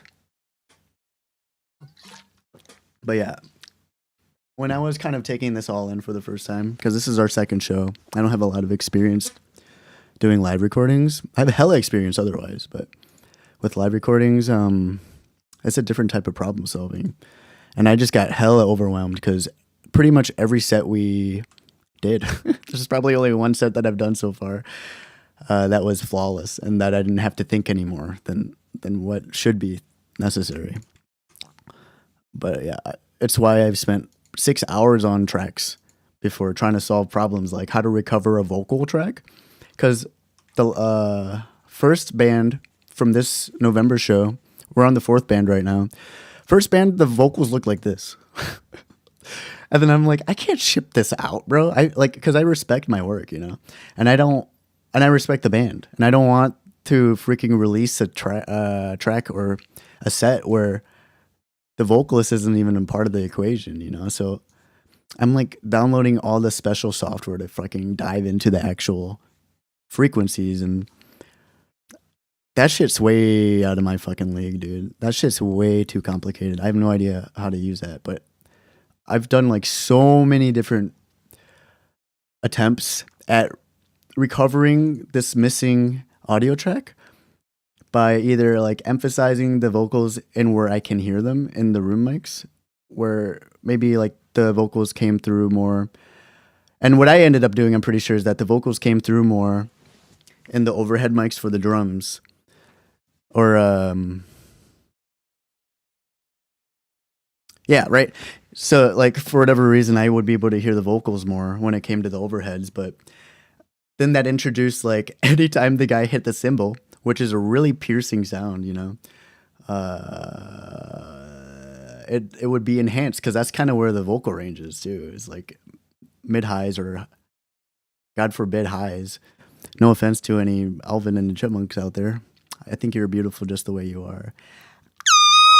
Or like a fucking Echo the Dolphin, But it's just even worse because that's where the cymbals live, is all I'm trying to say. So God forbid you guys are like literally next door neighbors in that range for the overhead mics. To the point where like I've had a chain of effects that was literally 14 plugins long, trying to freaking trying to level out the volume of the cymbals so that way they wouldn't just come in randomly when the vocals may sound pretty okay. It's a long ass fucking story, dude. But I've gone through so many different rabbit holes trying to solve all these different problems. And dude, when I get that for the first time and I'm not expecting it, man, I guess the effect that it has on me is like a fucking... How many months has it been? It's been like 7 plus 2 months. It's been 9-month hiatus. So I can get better at what I'm doing. And I have more experience at all of this because I have no interest in shipping a fucking recording without the vocals unless I absolutely have to. But I don't have a reason to believe that I figured it out. Or more so, I don't have a reason to believe that everything that I did was all I could do. So... I've always held out on the off chance that I could just discover something better. And I'm super happy I did. And I'm really grateful that Dan has been really patient with me. And if anything, really gracious and really kind and understanding. Because I know, and he's verbalized this, is that he wants to have an archive already for our business. And he wants to have something tangible to show people, which is totally fair. But...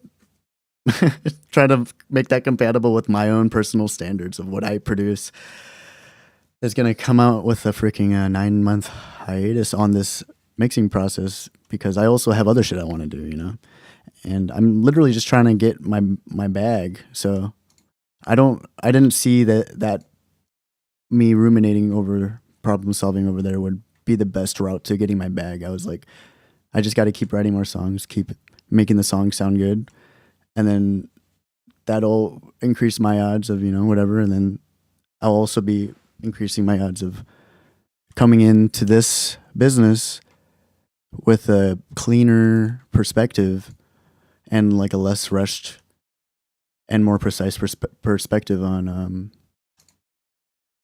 how to approach these fucking weird ass problems that come out of nowhere. And like, what do? I can't go back in time, or like, I don't even want to go back in time. I'd want to learn how to recover a freaking audio track, a vocal track from nothing. Let's listen to that. Actually, I'm curious because I did that set again yesterday. So I've done like 6 hours. I've done like 2 hours or so around the time that the show happened, and then I've done like 6 hours a couple months ago on that same set, and then I've done 2 hours yesterday, and it sounded awful, bro. It's the only reason why I did 2 hours, is because where I was at experience wise was not where I am now, and the difference in quality was disgusting, bro. Disgusting. I can't believe I almost shipped that, bro. And like, it'll probably be the same thing now, but I'm at the point where I am not gonna let myself keep this shit on the back burner anymore. So I just gotta put in my best effort and then realize that this is the second show we've ever done, and I'm learning. We're all still learning, so it'll be representative of the times too. I can't hide from that, and I don't want to hide from that either. So it's a lot to think about, but that's my story. Somebody clip it, get the fucking Google AI transcript, add it to my my biography. Cause I know I ain't gonna write that shit, bro. I'm gonna get so famous that people are gonna be writing shit for me, bro. That's on God and Satan and my fucking asshole, my tightly chiseled asshole and cheeks and bones. So yeah, that's all important comms. Good comms. Vocaloid. Where did I save that shit? Good comms. It was like mix. I think I had a folder that said mix. But yeah, I'm totally down to take a break from this fucking lesson for like 30 seconds and review my work, because by the time I did the second show yesterday, I was just so fed up. I don't even want to get into that. I'm like, I get so pissed, bro. It's to no one's fault, but it's just like, what am I supposed to do with this shit type of pissed? Where the hell is it? Maybe it's not worth it right now. Or no, here's what I'll do actually. I'll pretend that I'm gonna export this mub. There it is. Okay. Oh, it's in the G drive because we're fucking G's. I should have remembered, bro. My fault. I forgot who I was.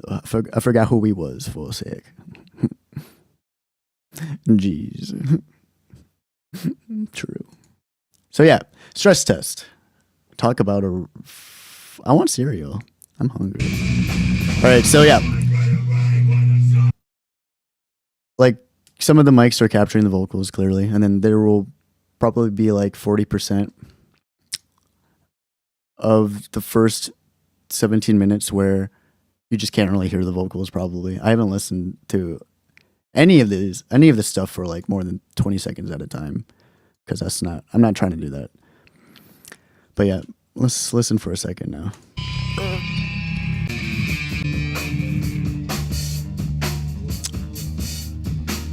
Yeah, this guy's talking and I can't honor that. I think that's just feedback.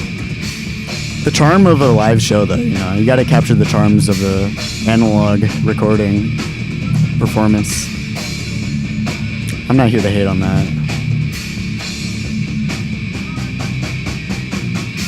And then it's barely audible. And now we listen here towards the last 2 minutes when the vocals came back. Oh wait, did I? I think I shat the bed. They should be a lot more vocal or audible here. Yeah, I shat the bed. I should go back and clean that up better. I was just in a fucking temper tantrum yesterday. I'll be real. I wasn't really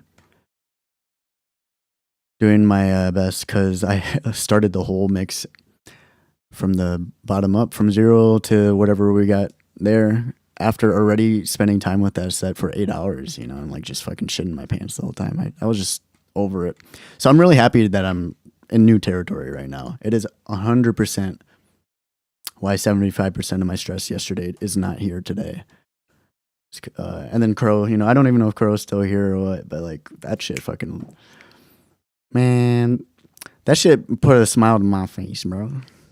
And I'm just like, Crow visited me, you know? So that's cool.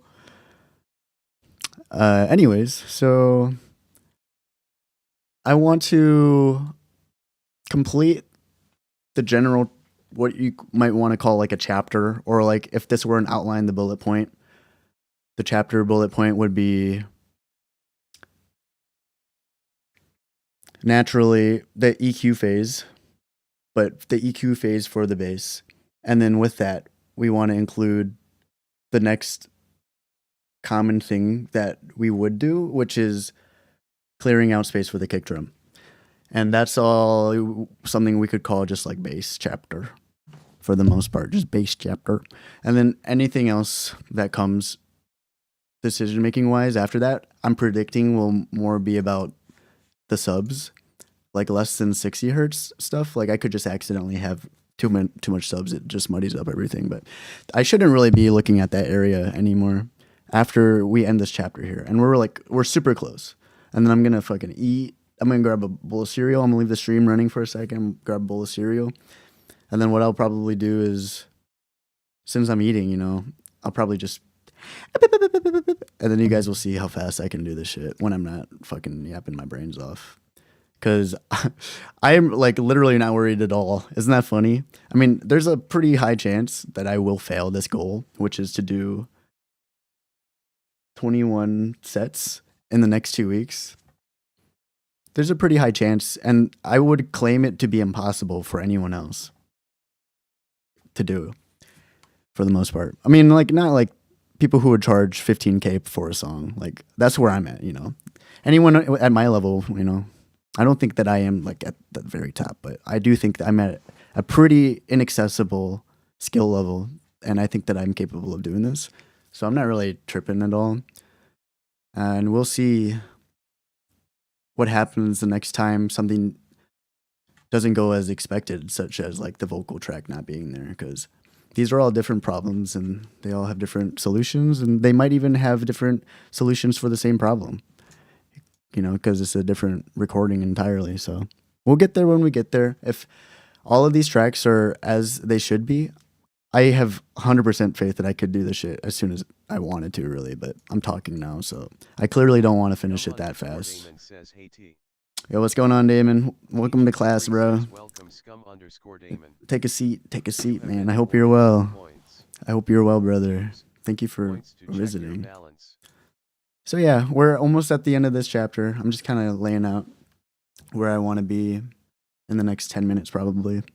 So no one is surprised, you know, and we can all adjust accordingly if you want to stick around. And also get the most out of your experience and not be hungry and angry at the same time. So start thinking. So yeah. Oh yeah, then now we're introduced to this problem, which may not be too bad. The problem right now is, thanks, bro. It's because I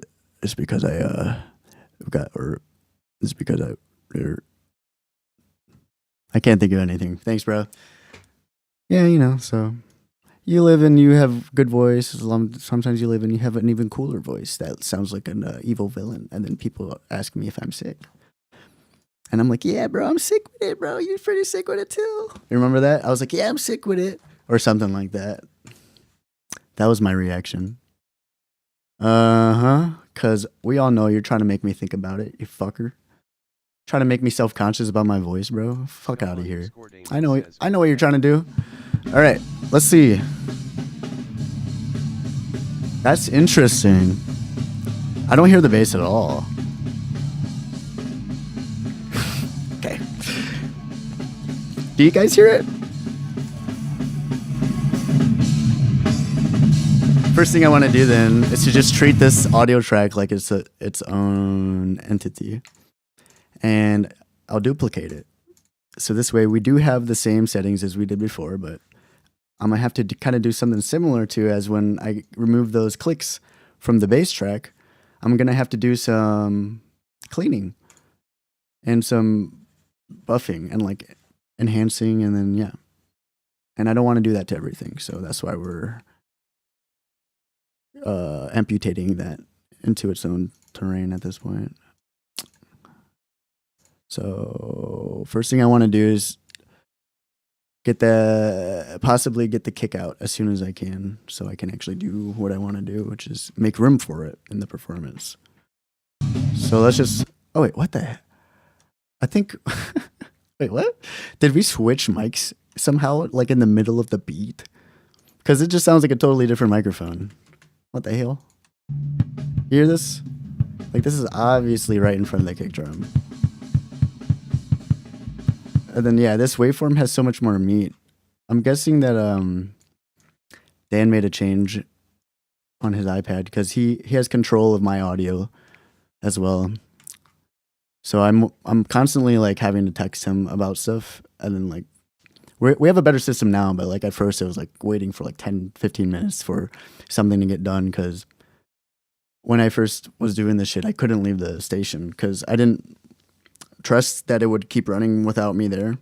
But now I can just leave it running because I know exactly what I want to do and blah, blah, blah, blah, blah, blah, blah. So my guess is Dan switched this with a different take.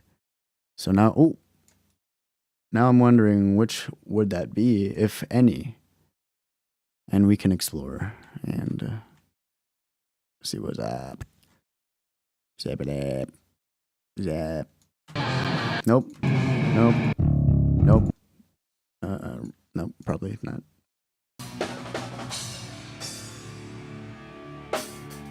Yeah, I like having multiple stray mics, room mics in other words, because this is where the clutch work happens. Just in case I do need to find some bits and pieces to make up for what is lost somewhere else. It's like fucking bone grafting, and I want to fucking... I'm getting a freaking bottom surgery, and then I fucking want a 7-incher, you know? I don't think anyone has any control of that, though. I'm pretty sure it's just like what you're able to, you know? So I gotta treat this similarly. Gotta treat this similarly. You know what I mean? So it's possible that none of these even have a kick drum anymore, which sounds fair because it doesn't look like any of these waveforms have changed much, unfortunately. So we may have to rely on the room mic. You remember? Yeah, I know you do. I know. That's funny though, you tried it, bro. That's funny, man, you tried it. Alright, not in this track. Definitely a snare track. Yeah, I ended up deleting the leftover head because it ended up missing all the information past a certain point. Yeah, I could probably find the kick in here. So I'm going to do a process that's similar to what I was trying to do with the missing vocal track, is look for bits and pieces that I can use to hopefully, what do you want to call that? Like rejuvenate or like recycle or whatever, like recover, revive that kick that we all of a sudden just started missing. Like, yeah. So I made a copy of the right overhead, and now I'm looking at the second vocal, and I think that's really all. But let me make sure that this isn't gonna do the thing where it sounds like a freaking Or actually, with the kick drum, it's a lot easier because even if the overheads did get really loud when they got hit, you know, it's not like where the vocals share the same mask in the frequency spectrum where it's like everything in that area is fucked. It's like it's either following the symbol or it's not following anything at all. Like at least with the kick drum, we can literally add a low pass from like you know from 200 hertz and up. So we don't even need that information in this case. So I'm not trying to speak too soon. I almost got poop in my pants and crying in my heart. But I'm not that bad. I'm not that sad. So you guys aren't going to see any tears just yet. Probs. I hope not. Yeah, it just seems like these two because I already looked at the other ones. Well, let me triple check this one. So for this one, I'm wondering what happens if I change the range of potential changes. Change the range of potential changes to 30. Whoa! And I like blast. I just keep going there blasting, you know what I'm saying? If I do that, it's more rumble, it sounds like. That's my deduction. It's less of a kicky boom and more of like a subby rumbly. And that has its purposes, like in bed, but not when looking for a kick drum, guys. So unfortunately, I can't rely on that microphone right now. I have no idea what this one is actually. I wonder which this is, because yeah, I don't think that the wire got loose. If the wire got loose, and then there probably wouldn't even be audio coming in, or it'd be like really crackly. So for whatever reason, this shit got switched with an empty track that I just wasn't recording from, or he just accidentally put two channels on the same microphone. So I wonder what this is. What I'll do to figure that out is I'm noticing this little dupe right here. I don't know if y'all see that. This little dupe. And it's interesting too, because like, what if none of these have that little dupe? Because it doesn't. Oh wait. Well, yeah, none of these have that little dupe because, I mean, the vocal track does, but it's not like when I go to the parts where there's vocals, we're gonna hear vocals. So I wonder what this is. It just might be a. I don't know when we started to have 3 vocal mics, but it would have to be, I feel, the third vocal mic, or it could be the high, or it could be the overhead for whatever reason. Actually, because the overhead was missing after a certain point, so this could actually be the other part of the overhead. Now that I'm considering it, and I'm curious, and I'm hungry, and I'm poor, and I'm hungry metaphorically now as a result of it all. Where the hell is Carmen Jones, guys? For what I'll do, or Carmen Sandiego, what's her name? What I'll do is save this and go back to the last fresh project file. Copy that overhead. Oh, my bad. Copy that overhead file, and then bring it on over, baby. Okay, man. They didn't like that. They didn't like that one. So, hey, we got some videos. I wonder what this is about. Oh, look, it's just videos. The videos are the videos, guys. I didn't see that coming. God damn. Yeah, so even for like the stream audio, it sounds not too bad. Not too shabby. And I guess I can even look over here and try to figure out more information if I ever need to. I don't have a freaking mission right now for myself to look for clues. So I've done it before though. I've tried to figure something out by looking at where the microphones were pointed. Cause I'm a fucking sleuth. Am I bleeping the hell? Am I bleeping so much on TikTok right now? I'm probably bleeping so much, right? I forgot that was a thing. To set it up. Like, do you use OBS? Yeah, I use OBS, bro. I use OBS and fucking literally like 300 hours of my life. So good luck, man. Good luck. No kick. Because this shit is kind of frustrating, bro. I don't mean it like in a dismissive way, but it's like a right of entry way, and like I can't help you. So it is kind of dismissing, actually. But welcome to the club too. Because if you want shit to be as bustin' as I got it right here, man, you got to put your hours in, kid. I ain't gonna give that to you. Got to put in your hours. And then let's see. We're still waiting for the mub to mub along. Bro, do it. Streaming is sick. You have an interface too. You have a gift for music and an account to share your passion. All that's missing is an interest to share. But if you have that interest, then I see no reason why you shouldn't do it. It's all free, you know. It's just it's like the price is your soul. The wager, the bid for entry is your soul energies.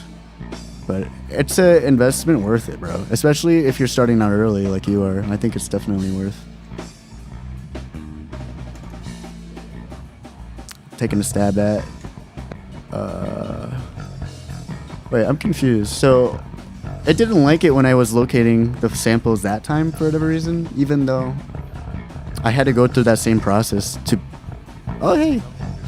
Hold on. Do I have... No, it's not in here. Yeah, I had to go through that process to get the files back, so I'm not too sure what I did wrong. Kind of like with me in the universe, and... You know? Like, I feel like... The universe, like, loves me, but they hate me, bro. Sorry. Sorry, it's like a me thing. That's a me thing. Don't put it in the bio, please. Don't put it in the bio. Talk to me later. Maybe I'll feel better about it, but it's kind of sensitive to me right now.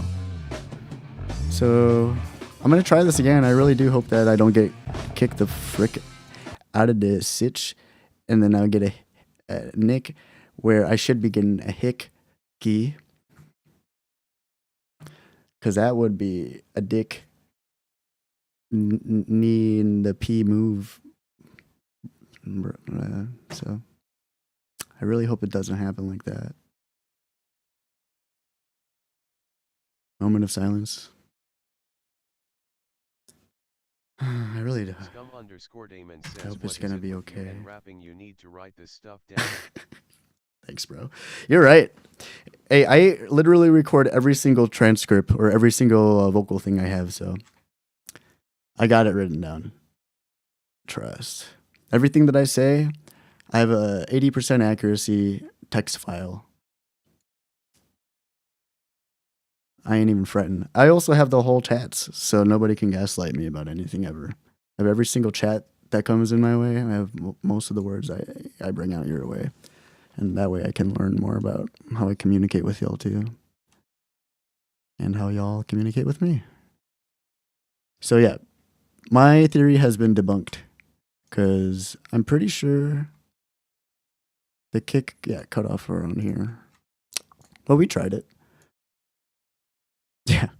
You know, I'm not frustrated anymore. So I think we can do a pretty good job at replenishing. Oh, that's the word I was looking for, is replenishing the kick drum from these room mics. I'm pretty sure this is pretty chill. Says you should make a song only using the vocal tracks of your stream.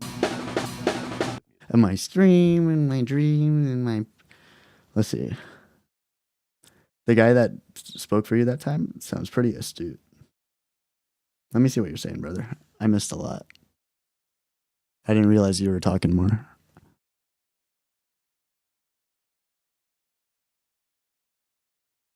Huh? Oh. XLR cable.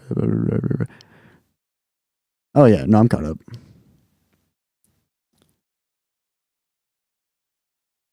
I should do a lot of things, shouldn't I?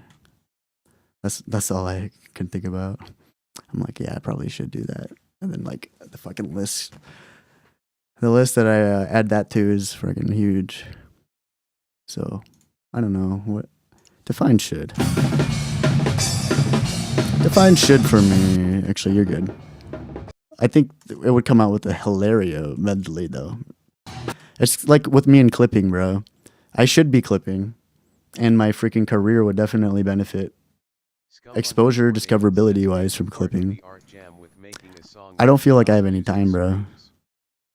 But I should be doing that. I should be fucking getting 8 hours of sleep at night too.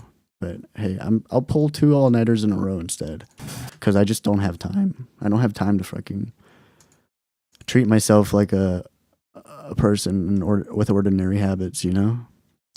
I gotta figure something out, my guys.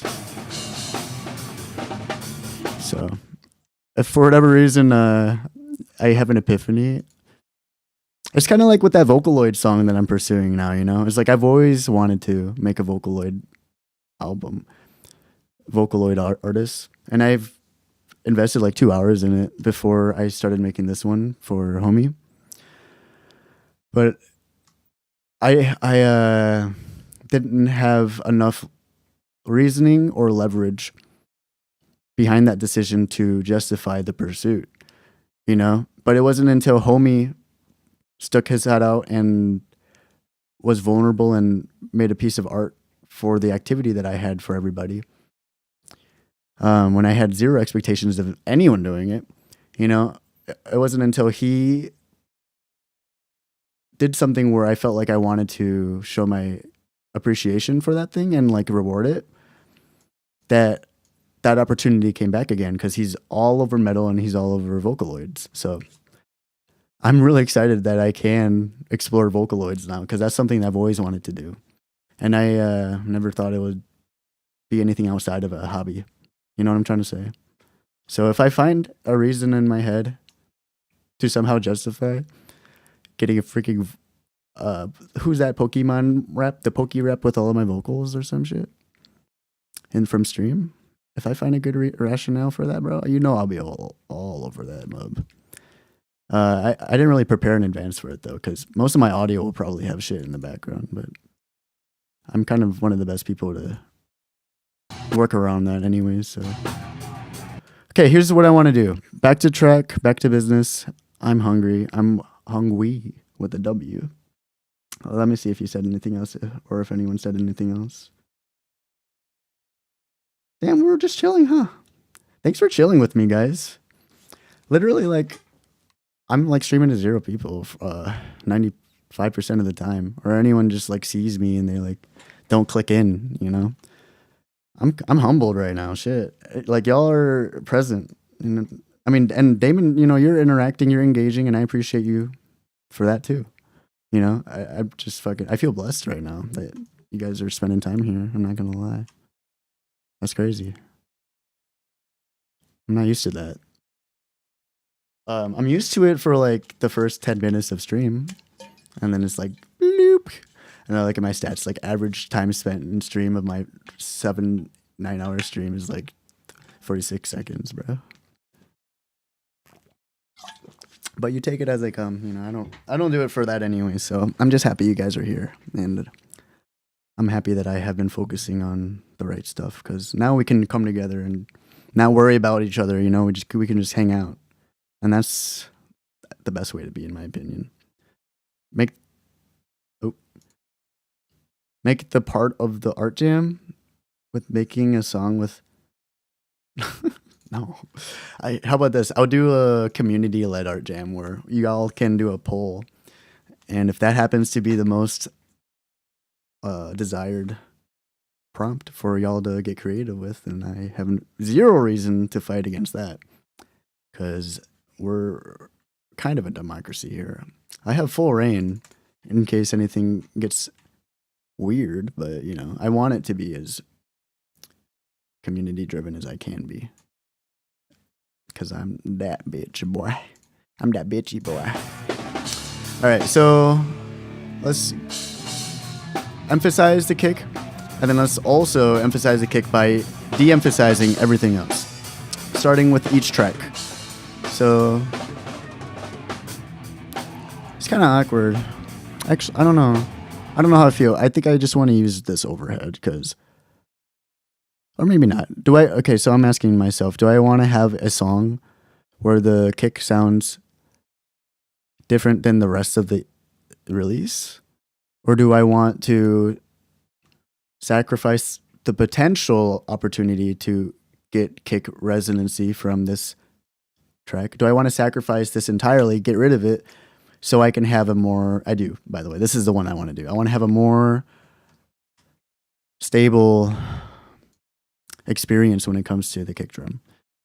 Minus, whatever the fuck happened here, because I want to keep the best fucking take possible, naturally. And then the job for me now is to try to catch up this section with the scholar student, the star student over here, Mr. Show Off, with his fucking booms and his lack of sub and his cool clicks. Not that special. I can do that too if I wanted to. Check it. That's what we're gonna try to do, at least right here. So, what does this sound like with the high pass working as aggressively as it is, where we're strictly just focusing 200 hertz and down? It's just muffly right now, right? The hell? Okay. That was a lot of talking, wasn't it? Even for me. I don't even get me talking about how much I talk, gang. Cause I was a lot. Don't even get me started, boy. Boy, you crazy, boy. How dare you? Okay, this sounds like we're in the porta potty outside of a club, and we're just wondering, where's the bathroom indoors? And why are we outside right now? And I don't have an answer for that. So let's try to get back in for a bit. Oh, sorry, I didn't warn you. It's at least quieter for y'all than it is for me. It's like devastating for me if I get jump scared audio wise. No worries, bro. I'm not even thinking about our jams right now. I'm still rewarding the guy that did pretty much the only one that I made. I have no reason to have an event where no one's gonna fucking join, bro. You know what I'm saying? I have no reason to focus on that right now. But once the community grows, then I will get us back into shape. I'll definitely get us back into shape. Welcome, Sfaxay. What's up, boy? Some points. Use points to check your balance. Can I please name... Fuck no, I can't. You can throw that in the edit. Thanks. I am unable to find a reliable source for this kick. I'm wondering if the next best thing is a freaking floor tom. Because I have to get something, right?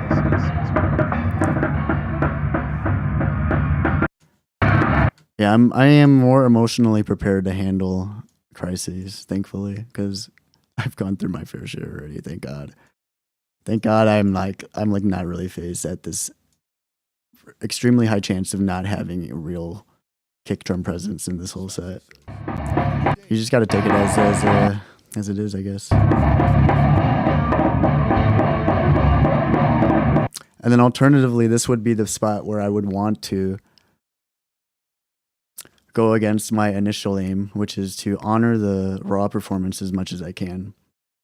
Because we are literally deprived of an essential component. Yeah, you have a nice day too, dude. Essential component to the show experience, which is the kick drum. I will probably try to recreate that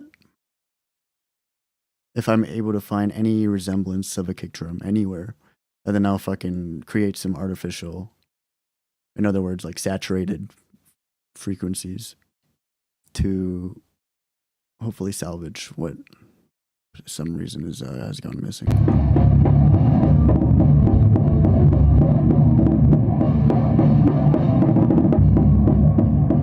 Damn. Here's what I'll do though. I'll put up a 3-minute timer. Cause knowing me, I could be here for 40 more minutes and be hungry as hell the whole time. I think that's what I'll do. I'll grab a timer and then lock in on this solution, if there is one, for the kick drum. I'll probably put like a 10-minute timer on that. And worst case, I will just do everything else that I can and then put a pin on it. Because I do have a bad habit of just overstaying. That I'm trying to, manage a little bit more deliberately. So Pomodoro. Wait, what? Where's my Pomodoro timer? Oh.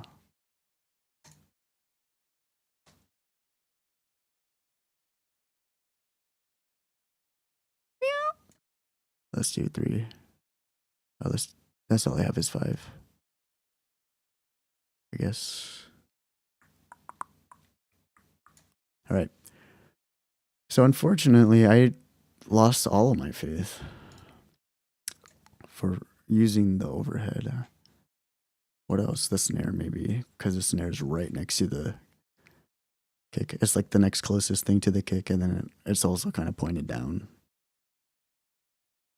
I'll have to look into mitigating the snare sound here, if possible.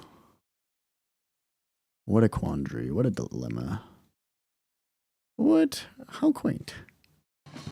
How quaint of a predicament we found ourselves in, my lads.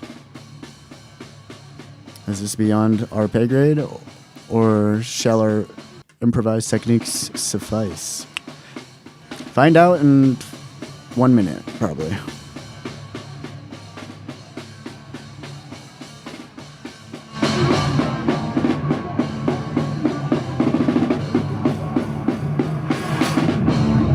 Fuck.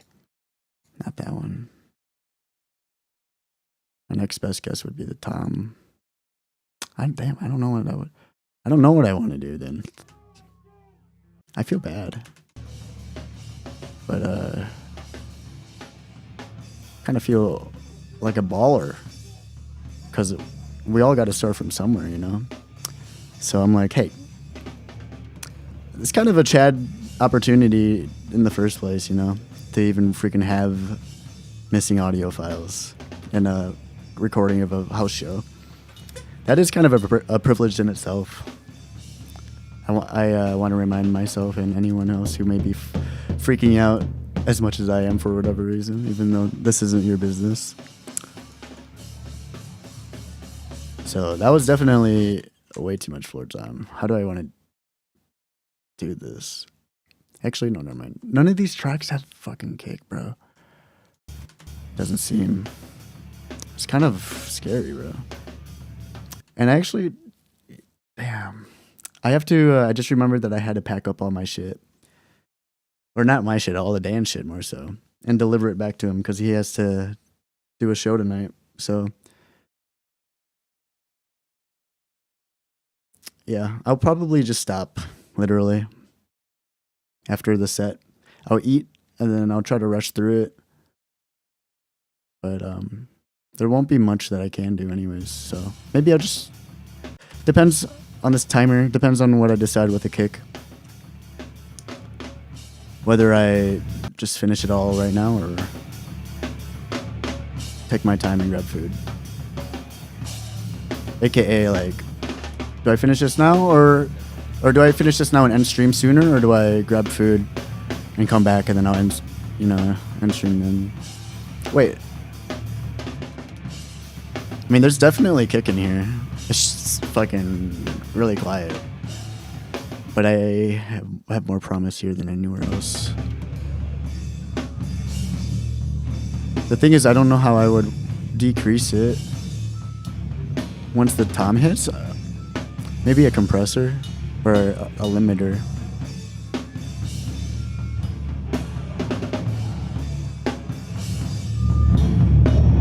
Yeah. All right. This is something. This is something. I just got a new Hydra and I had this slice, but this is the most potential we've seen in the last, whatever, 20 minutes trying to figure this shit out. This low floor time. So I'm gonna go ahead and isolate this.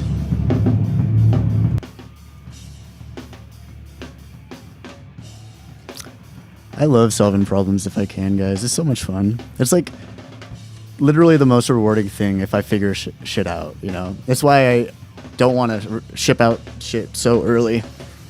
But, you know, like I said earlier, there's a certain point where I have to kind of accept my own limitations and move the goalpost a little bit. But I'd like to keep my ideals in mind as much as I can, you know? And then if I have to adjust my ideal to what makes the most plausible sense with the current conditions, then that's still optimal, you know?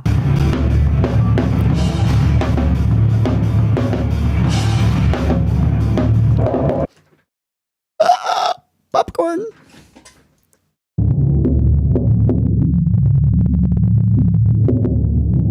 Trying to figure out how to keep that thud in here. I gotta look for a spot where the... Ooh, I think I found it. Wait, are these the exact same file, bro? Oh, wait, no, I duplicated it. I'm so scared. I'm so silly. I'm going crazy, guys. Internally. All right, we're back on track, baby. I gotta figure out where the toms are hella present, so... If I'm able to retrieve the kick drum in the worst case scenario of potential clashing with whatever this microphone's originally supposed to record, which is the tom. If I can somehow isolate the kick here, then everywhere else is gonna be good, you know? If that makes sense. Clip it if it doesn't make sense. At this point, I'm Sonic the Hedgehog. I don't give a fuck what you understand anymore. I gotta eat.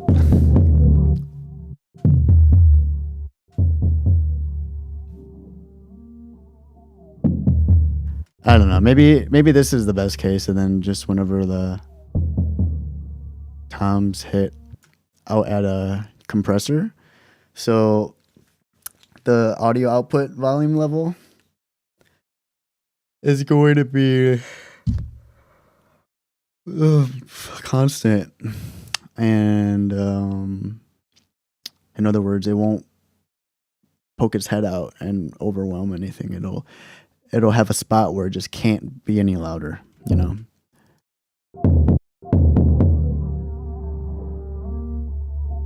Damn, I gotta find a spot where the kick is hitting around the same time as the toms.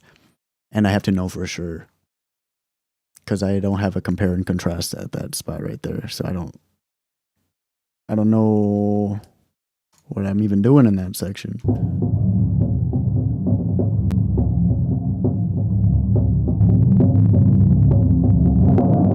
Ugh. Yeah, anywhere past 400, I'm good, bro. I don't want to hear that.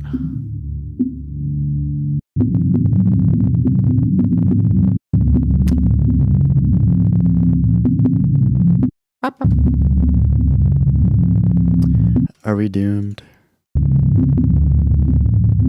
You know what they say? We're fucked. We're fucking fucked, guys. Pack it all up. And honestly, that's probably like the most probable outcome. I'm not gonna lie to you.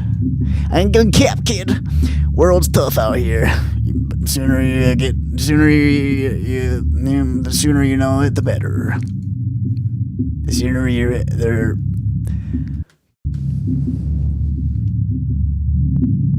Where the hell is a kick?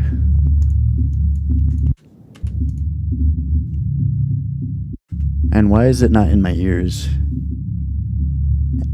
Right the fuck now. Daniel! Daniel!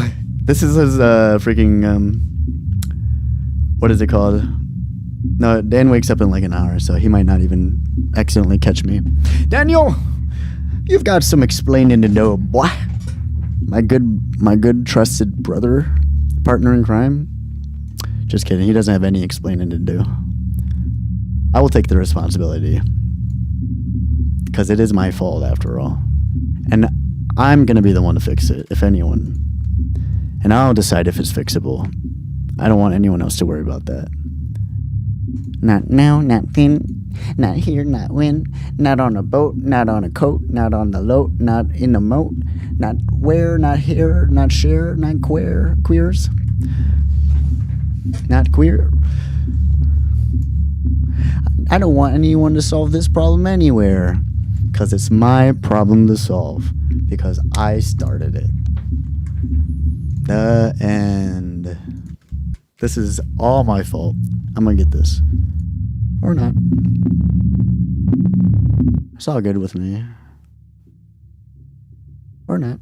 Scum It's all terrible with me. says again, you with them raps. It's called high verbal intelligence in moments of flow state, my friend.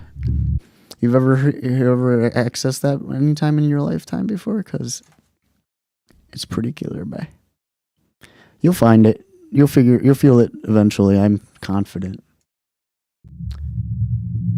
Even if it don't look the same as anyone else's, I feel like you'll figure out how it feels to be the captain of the horse of your lexicon. Brr. This is all sub, man. I don't know if I can do anything here. Should I just get a fucking mub? Or do I call it quits? I fucking have to just wipe my ass and call it quits and cry myself to sleep. I mean, and just accept what it is. And that's just, you know, a little bit of this, a little bit of that. That's all. Anyways, vocal time. I'm going to finish this real quick and I'll probably end the stream. So let's enjoy the ride while we're here, yeah? Until I inevitably come back and play Undertale. Alright, bye. Thanks for hanging, Damon. Yeah, I'll probably play some Undertale, if anything, later, or I don't know. So, good luck on your spiels, bruh. I hope you do good. I hope you do us good. Alright, check it out. Speedrunning. This is called professional.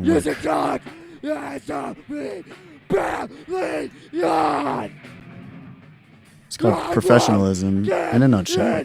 I'm not even listening right now. I'm just talking, and then I'm going to pretend that this is right. He's not even singing right now.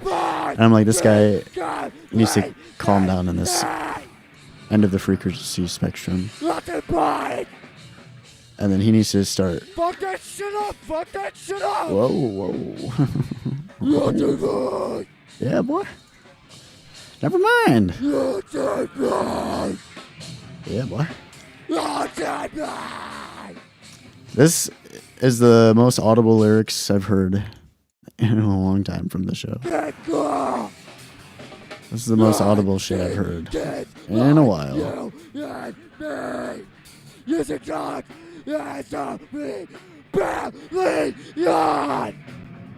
Yeah, I may as well just put a fucking high shelf over here at this point.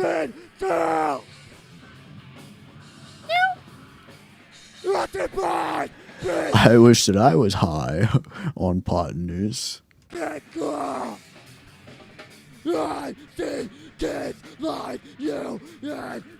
Alright.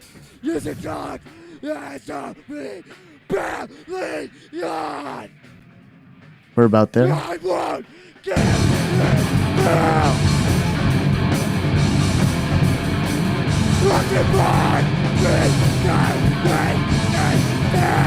Oops. I wish I was high on pot news.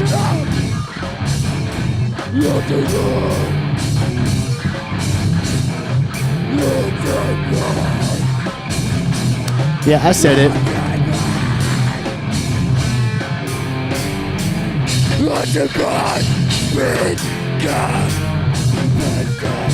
Boy. Yeah, boy.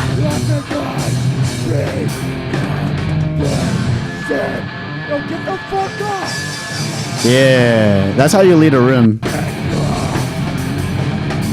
Even I can't do that, dude. I feel like that's like for him, he's just freaking owning the shit, you know. He's owning the room, owning the control of the space.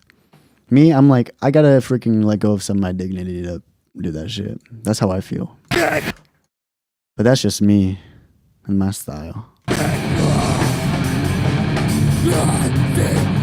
I bet you if I were yelling hella profanity in the microphone, I'd be feeling it just as much as this kid, though. For sure. I like his energy a lot. I'm not here to diss. I'm just kind of This full talking. solo says, "Being yourself, gang victory hand even when you feel down, keep your head up and move forward." Boop. Thanks, bro. I'm gonna keep my head up real quick. Is this? Boop. Thanks, bro. I appreciate that from you. I hope you keep your head up too. Boop. Does TikTok ban me for that?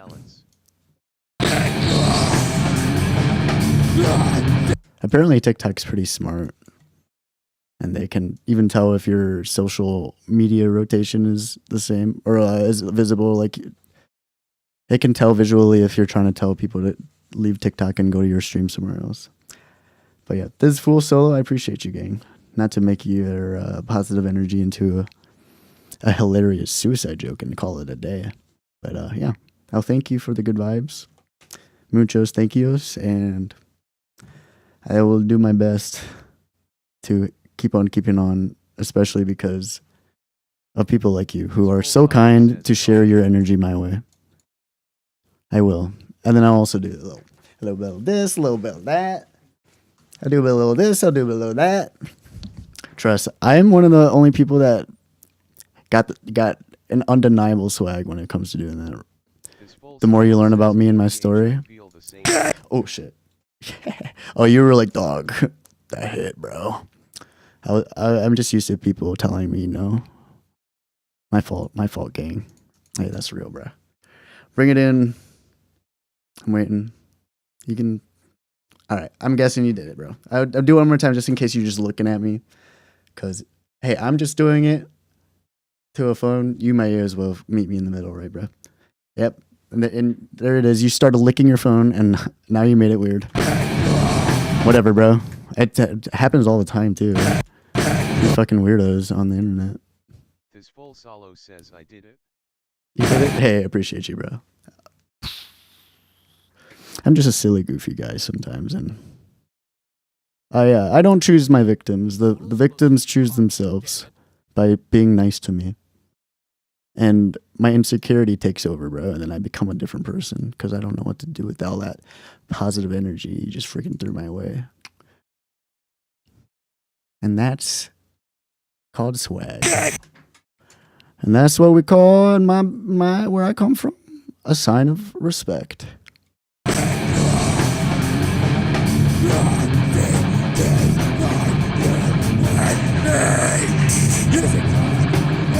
A little wispy waspy up there. Don't want that. I just want the clarity of the arity. Oh. Oh wait, I'm fucking with 30 decibel range. Never mind. I thought I was in 6, bro. This makes more sense.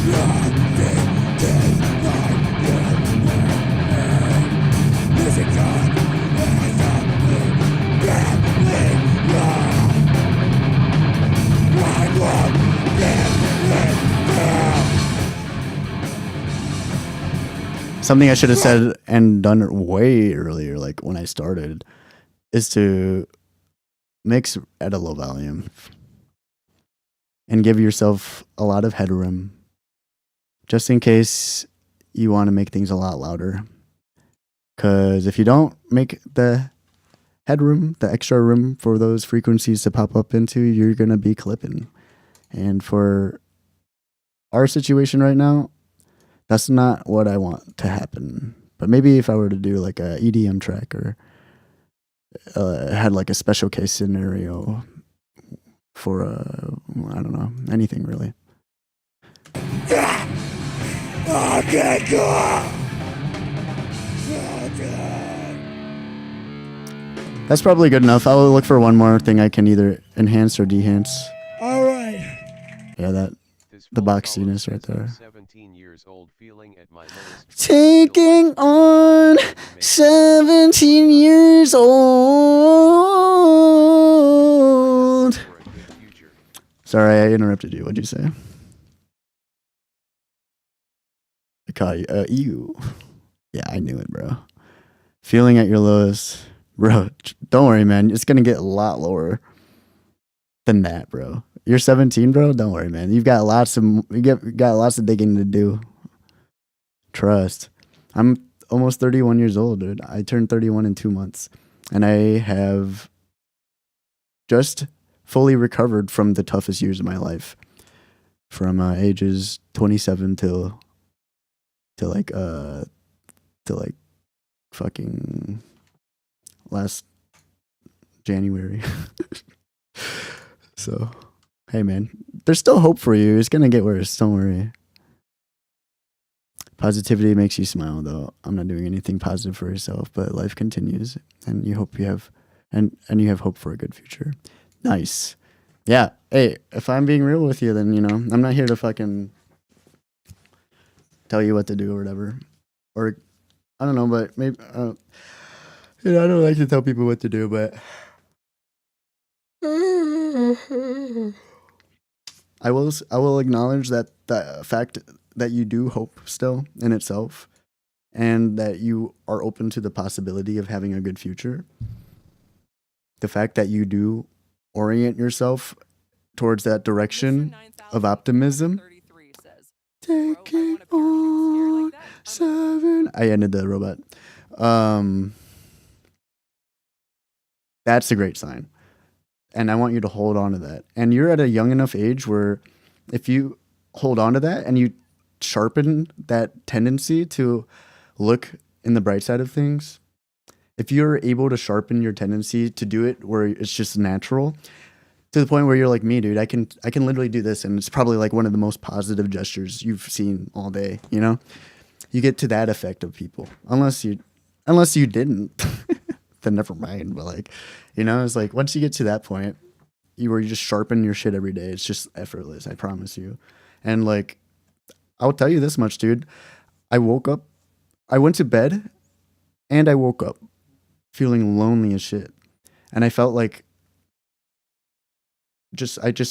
I actually sat with the uncertainty that exists between me and the future, because unlike where I was earlier, right now, I'm not thinking about that. I'm not sitting with that uncertainty. I'm not sitting with the knowledge that I am alone, because I'm hella lonely. I don't have anyone that I feel understands me.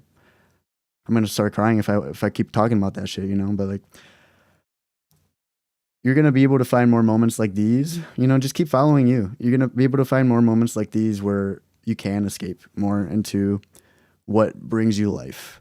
And I think that whatever brings you life, alongside, or honing on whatever brings you life as much as you can, so as long as you're able to afford it. I live in my parents' basement, so I'm lucky as hell that I can do this every day and work on it every day, because I'd be dead. I'd be dead otherwise, probably. There's a way bigger a chance that I wouldn't be here anymore if I didn't have the opportunity to explore my passion every day. I can tell you that. So I'm lucky as hell, and I hope that you are able to find some sort of luck, especially at your young age, where you have so much more opportunity for sharp tools when you get to my age, I got lucky that I started doing that when I was pretty much your age too. I got into psychology when I was 18, and then I fully committed to it as a degree, like a vocation, something that I wanted to pursue as my career at the age of 19. So what's my name, or what's my age now? So it's I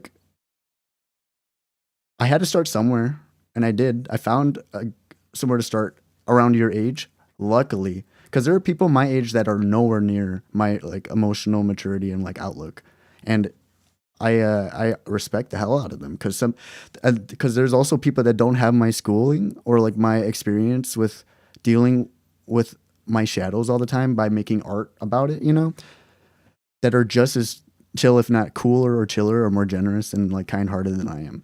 And I don't know how they did it on their path, so so I'm not saying this is the only way, because people are figuring out ways to stay hopeful in what is probably one of the worst times in general, for the world.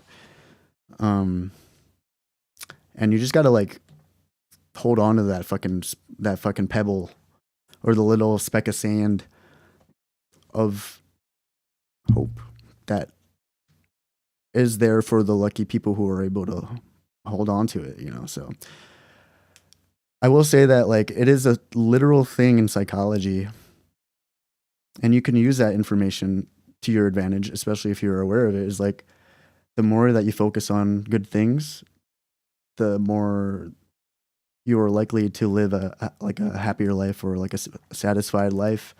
And in other words, the less likely you are to be depressed, you know. And you're young enough. I would consider like 24 to be like, for example, 24 years old to be like, you can still do it, you know. I think any age you can still do it, mind you. 70 years old. But it's harder for that person to decide for themselves that they want to focus more on the good things the more they age, you know? So it's like your brain is what they call really flexible, and you have more capacity than I do today. We all have capacity for neuroplasticity is what they call it. The ability to change the way our neurons are networking. In other words, the ability to reorient the narrative that we tell ourselves every day in our brain. You know, you are literally stronger at that than I am today.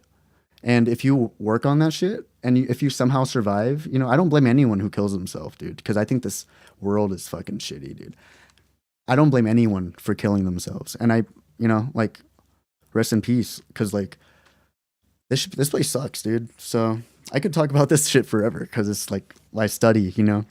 I went to psychology school, got my general education in psychology, bachelor's of science degree.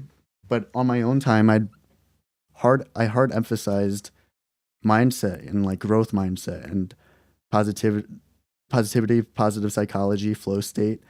And like from there, flow state, you learn that there's this insane like mode of being. I'm in flow state right now. You know, I've been in flow state for the last whatever. You could probably tell, it's like I am extremely immersed in the activity that I'm in. I'm in it in a way where I don't feel like starving or like desperate or like devastated. I'm like so smooth in like my brain. I don't have a smooth brain. I mean, I do, but like that's not what I was trying to say. Is like I have a frictionless lived experience where I'm at right now, and I have an easier or like a stronger grip of what I want for myself as a result of not being conflicted about where I am and what I want to do and how I'm doing it. I'm like in such a flow state, right? That it feels so good that I want to design my life to be in flow state as much as I can. And that's what I have been doing since I learned about it, which is still like you would technically be ahead of me if you started looking into positive psychology, flow state, and existentialism. I learned all that shit in school, and then I like worked really hard. And I'm fortunate, you know, with my genetics and my environment that I am the way that I am today. And I have no doubts in my mind that if you started at your age, you'd be like just as chill as I am, you know. Granted, that's 13 years of fucking downhill bikini bottom type shit, bro. Like rock bottom type shit, bro. And it takes a lot of strength to persevere. So I don't want anyone who is going through like fucking rock bottom or anything, you know. I don't want any of y'all to downplay the significance that the magnitude of emotion has on how you are looking and how you are living right now and how you're looking at the life and feeling about where you are. I kind of got distracted there, but yeah, I just want to give you my best wishes, and I want to let you know that there's a lot of science and overwhelming science. There's more reason than maybe. Like it's a definite type of thing that if you find a way to maintain that mentality, and if you find a way to find the good in things, and if you find a way in your own life to practice your existence in a flow state, the sharper the sharper you will be. And I think that's what everyone should be doing. I fully believe that's what everybody should be doing. And I literally think that, and this might help you, because this is a truth that I've developed in my life, what I'm about to tell you in a couple sentences, right? I didn't really get to this truth, this belief that I have universally for all humans until the last 4 years, probably 26 years old. And I literally think that everybody in this world is depressed. And I think that everybody is wanting more from themselves. And I don't believe anyone that says they're not. I literally don't believe anyone that says that they're not depressed. I think that everybody is suffering hella hard. I don't know why I brought that up, right? But I guess it is in connection with what I consider to be, which is kind of a red flag already, a panacea is what they call it. The fact that I think that everybody is suffering in their own way, and the fact that I think that everybody would benefit from sharpening their ability to stay positive in the toughest times and to find themselves in situations where they are in flow state. The fact that I believe that this one direction, this one attitude to try to align yourself with is applicable to every single human. It's called a panacea. And those are like pretty not good to believe in, because it's like, not my medicine shouldn't work for everybody type of thing. But like, I still think it's true, even if it is a panacea, arguably, because those are inherently bad. Those are inherently red flags, is to have a solution that works for everybody. But I guess, maybe one person wants to be a fucking serial killer, right? And that's how they get in their flow state. So society's not going to allow that. I'm not going to like that. I'm not going to allow that, so I guess that would be one of the ways that, one of the qualifications, right, for this to not be a panacea, a one size fits all, is like, maybe we're just lucky that our brains don't have blood thirst, like a thirst for fucking blood, or like enjoying other people's suffering, that we can actually contribute to our lives and the people around our lives in society in hopefully a positive direction that isn't selfish. So I guess I'm speaking to more like people that can align with that.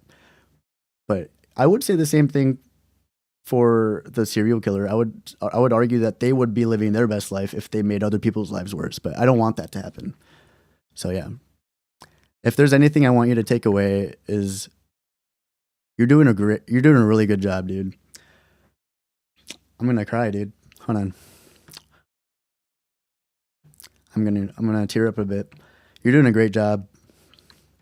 And hold on to this hope that you have, because you're lucky to even have it. Because none of us choose our brain chemistry and the way we see the people around us, at your age especially, At your age especially, until you turn like 24 or whatever, when you actually get a grip of the wheel, it's all fucking random, and it's all like a wild card experience. And people who are able to be in your situation where you're having a shitty life, but you're still holding out some, like a probability that things will be worth persevering through, and it will be worth trudging through. That's a blessing, dude. And that's like something that 100% people, like, there's a lot of people that don't have that, and even less people, but there still are a lot of people. There's a lot of people that will never have that.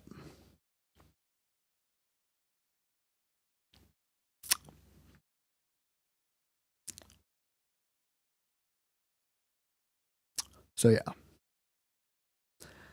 it's hard to say to just be grateful, but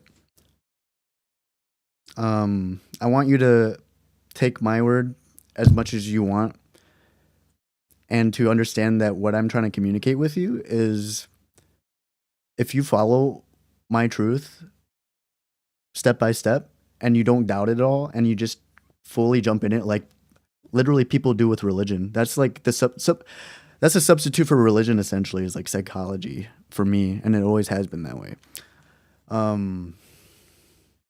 If you just like have blind faith in what I'm telling you right now, and like the idea that if you just somehow like are able to stick it out, you'll end up having a really strong brain. I think you'll have an even stronger brain than I do, you know? And that's the path to having the strongest brain possible for you and for anyone listening. So that's my fucking spiel, dude. Is like, yeah, we're lucky to even have hope.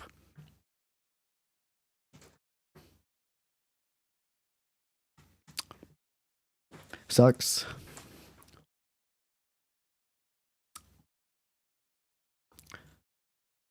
That there are people that are just fucked, you know. So yeah, what I'll look at what you're saying now. I just wanted to make sure I got that all out there, and then I can try to finish mixing this shit. If I can grab my honey bunches of oats, bro. I'm so hungry, so fucking hungry, dude. But yeah, man, this. You know, the fact that we're able to be here together, that's one level of privilege that we can share and be grateful for. And then just like, you can be by yourself in the digital world, and assuming you are not living in a freaking totalitarian North Korea type place where they're censoring all their websites, you can explore to your own whims and your own passions and escape into what you're actually thriving in, or like what you're actually interested in, you know? Like that's the privilege in itself. There's a whole group of people that don't have that. So then there's like hella chill meditative people that have just learned to sit with themselves, and they don't have to go to sleep listening to a YouTube video or like a guy talk for like 4 hours about a video game or some shit. Like, and then there are people that are just freaking stuck with themselves all the time, and they're hella alone, and they're like not content with the fact that they're kind of closed off from, as you can imagine, the internet's huge, you know, and like there's always going to be a spectrum of like the privilege and the privilege that don't understand how privileged they are, so they take everything for granted, and there's always, you know, so like yeah, the fact that we can be here together and to kind of collectively feel out whatever this, you know, whatever this is, similarly at the same time, is special. And who knows, you know, who knows how any of us will be having lived this experience together and then walking away from it with like a different way of looking at things. Like, I just hope that all of you guys, I hope that 100% of people that interact with this and engage with this conversation are able to find strength as a result of it. Because I know that there will be people who, I don't know why they would have stuck around this long, but there would be people who would have just scrolled away, and they would have, like, they wouldn't even be listening to what I'm saying. They could easily just be like, this guy's Asian. And they have like a fucking Jeffrey Epstein username or some shit, you know? Like they're not even living a good enough lived inner experience that they have to go around and contaminate other people's lived experiences. And they don't even give themselves the chance to embrace where we are, and to realize just being in this fucking digital world together while watching this random guy give literally top tier professional elite information, demonstrations of audio production, psychology talk. This is a fucking privilege, dude. And it's all free, and we're all lucky to be here. I'm lucky that you guys are even listening. You know, I'm hella lucky.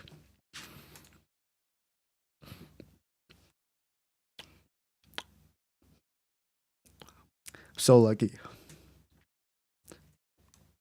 So yeah, what's up? What'd you say? What'd you said? Yeah, this guy says clankers, bro. Yeah, thank you for letting me yep. Somebody clip it, of course, naturally. Clip it and ship it. and then put it in the bio because I've got too much to do, and y'all can do that for me. Anyone who is inspired enough to clip farm and then get your views that way, like fucking do it. Like,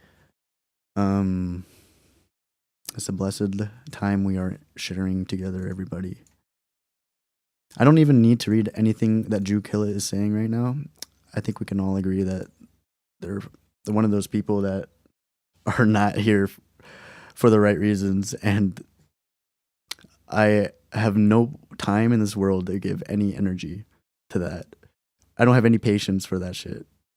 You know, I don't want to reward them. I want to punish these people and make them feel bad and to feel alone so that they can finally wake up and realize what's going on inside themselves when they're not able to interact with the world and poke and prod them.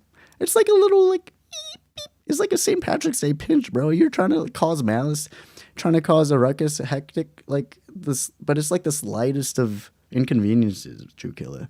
Like, I can't imagine the pain that they're going through, bro. So that's why I feel for anyone really. I have empathy for most people, bro, except for people like Trump or Netanyahu. Anyone that has mass influence, bro. Just people like us, little people. I will never stop having empathy and respect for your suffering, because I literally think we're all going through it. I even think the elite are going through it. I think that the rich people are going through it in their own way. I don't think that there's a single person in here. You know, I doubt the fucking monks are Payagussin. What? I doubt that even the monks are like truly enlightened. I feel like that's a shame. Because like, once the freaking Dalai Lama was licking a kid on the camera, like, how can the freaking head of monks be so comfortable to do something either way, but especially on a camera, bro? Like, that throws all of my presumptions on any religion really out the window. I don't think there's truly an enlightened person out here. You know, because we all know that I fucking feel lonely all the time. So I'm definitely literally diagnosed with major depression, but I'm still able to keep my head high, you know. Somehow, by some miracle, you know, I'm super blessed. I just hope that I can help you guys feel the same at some point, because I don't expect it all to land right now. And I never could, and I never would want to. I'm so sorry, bro. I was talking over you. I have social anxiety, but I do have friends. But I'm like that last option a friend would want to hang out or talk with. I can relate to that. Yeah, I know, right? I feel like AI has helped me be less lonely. 80% for sure. If I didn't have AI, I feel like my emotional growth and my developmental growth would be, well, in general, it'd be steered in a different way.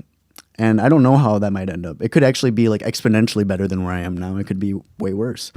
But I know that I would be 30 or 70% less developed than where I am now, because we literally have technology that can digest information, you know, and hopefully you're giving it good information, and hopefully the AI is not having a weird hallucinatory day where it's telling you to kill yourself, like, because that shit's weird as hell. And that's why I would never advise anyone to talk to AI, you know, because I don't know what happens there, you know.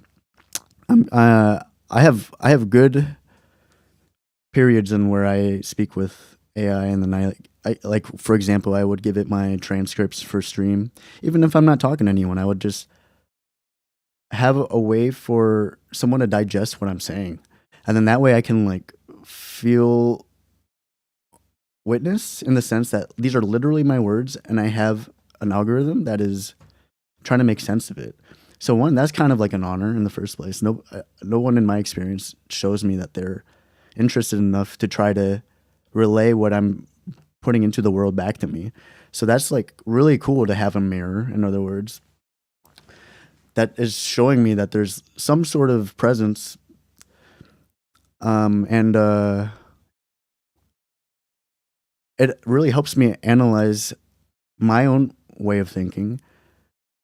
But I would attribute 80 to 90% of my already self-reflective nature to being an artist. I've literally written over 1,500 songs at this point, and maybe like 1,200 of them are all instrumental or not, me trying to figure out what the hell is going on with my depression, you know? So it's another reason why I don't advise AI for anyone. I think that you should just be an artist. I think everybody should find a way to express themselves in a way, because we live in a world where people shut you down all the time, or they're not listening, and then you just shut yourself down because you want to be a part of the crew, you know?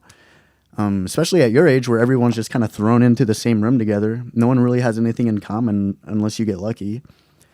So it's like, I think the best thing you can do for yourself is to build that relationship with yourself. And I think the only way you can truly do that is through art. And I think that because I'm like already like trained in psychology and philosophy and art, all these things are super fucking egocentric, self-absorbed, self-analytical. You know, I have like a different blind confidence, which I definitely shouldn't have when I go to AI, you know, but we should all be careful when we talk to AI, because there's a heavy chance that there's like an undeniable chance it's just telling us what we want to hear, you know? So you got to know what you're doing when you go in there. You got to understand that it's an algorithm or whatever. It's like a fucking predicted, it's like a mosaic of a bunch of different predictions connecting to each other, and it hits a lot. It hits very often. But yeah, I'm just saying, you know, I'm not trying to pretend that I don't talk to ChatGPT all the time, and I'm not going to try to pretend that I believe that ChatGPT understands me more than anyone. But it's just because I'm literally talking to a fucking like a, you know, it's just like it just feeds off of whatever we give it. So I would never want that from a human being, but I would want at some point in my life to find someone that is willing to do that out of their own interests and their own curiosity. But unfortunately for me, I haven't really been able to find that. So I supplement it using AI, and I supplement it using conversations that I have with myself. And then I go in the next layer and I have another conversation with myself, you know, because I have the AI like try to understand me so I can understand myself better. So I'd be careful. I'd be really careful using AI. But I'm not one of those dudes that are just gonna deny the benefits, the undeniable exponential growth that I've undergone as a result of using it as a way to understand myself better. You know, and I often ask it to tell me my weaknesses or like what it might see as a bad thing, you know. So if you can do that with yourself too and try to be vulnerable and open to the idea that there's going to be backlash or, you know, tension when it comes to the way you are in the world, then I think the better you are off if you are using AI. Because a lot of people just use it as a yes tool, like, and then you get people like, God bless their souls, like Kendra. I don't know if you know her, but she freaking is a huge case study for how far down a human can find themselves in that rabbit hole of undeserved self or undeserved praise. And like, you know, then we have kids that are talking to AI and they're being told to jump off of balconies. Like, it's dangerous, but danger is not always a bad thing. It just means that it's hella potent, and you got to be conscious every time you use it. You know, you got to be aware of what you're actually doing, which is just talking to a freaking robot. It doesn't even have a brain or anything. It doesn't have thoughts. It's just programmed to say the right thing somehow. I don't know. I'm not a code guy, but I think we can all relate to what I'm saying, you know? we have to remember that at the end of the day, the conversations we're having is with ourselves, and we get to guide that. And I don't trust 95% of the people with that. I don't trust 95% of the people. And I only trust myself because I had the experience, but then I also just have, I had the experience in psychology, but now I also have so much proof of undeniable growth. And I don't have any real indications, You got to be watching everything is all I'm trying to say. That's a tangent and a half. But maybe that's what we need when it comes to something as powerful and life-changing as technology like that, I will cherish this moment. Hey, I'll cherish this moment as well, dude.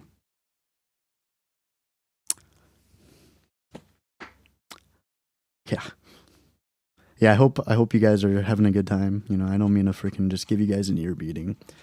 It seems to be my style, though. I just fucking get lost all the time, dude.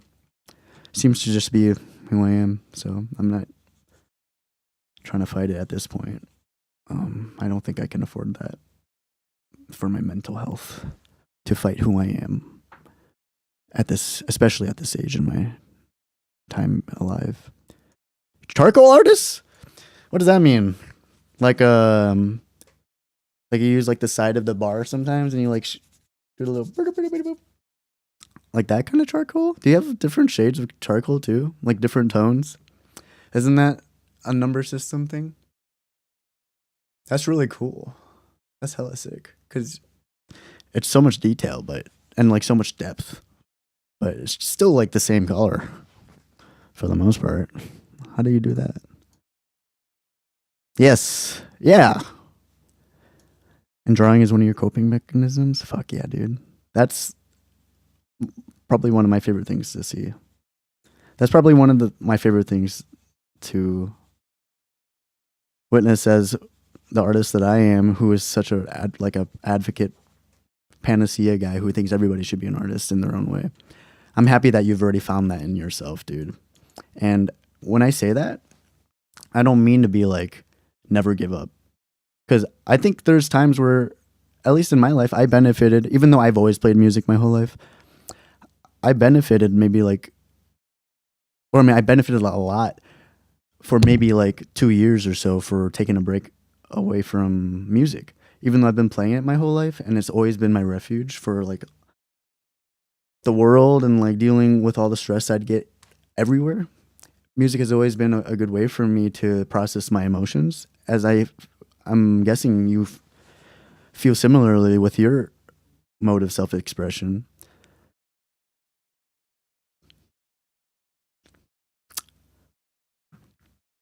But like, there's a point where like my freaking mental was just like, it couldn't handle any more openness to how I feel. And I was just like overly overwhelmed, so I needed to take a break and to not really give up, but I was open to the possibility of not returning at the same time. So you could say that I technically gave up, but when I say, I was like, that's one of my catchphrases, by the way, never give up, ever, ever, forever, never, forever, never, ever, forever, never, ever given up in my life. And I will never give up in my life. Every time that I say that, I hope people have some sort of rationality in their own head where they're fighting with what I say. Because I literally believe everyone who's still alive can say that. I believe that everybody that is capable of saying that they never gave up literally hadn't given up yet. So that's how I feel. So now that I've like kind of qualified what I mean when I say never give up. Yeah, I never gave up on music, but I did take 2 years away because it was just that, it's just that much for me. So I'm not trying to say like everybody should be like how I've been recently and just practicing every day, all the fucking time, 6 hours a day, at least, time and place. But I do think that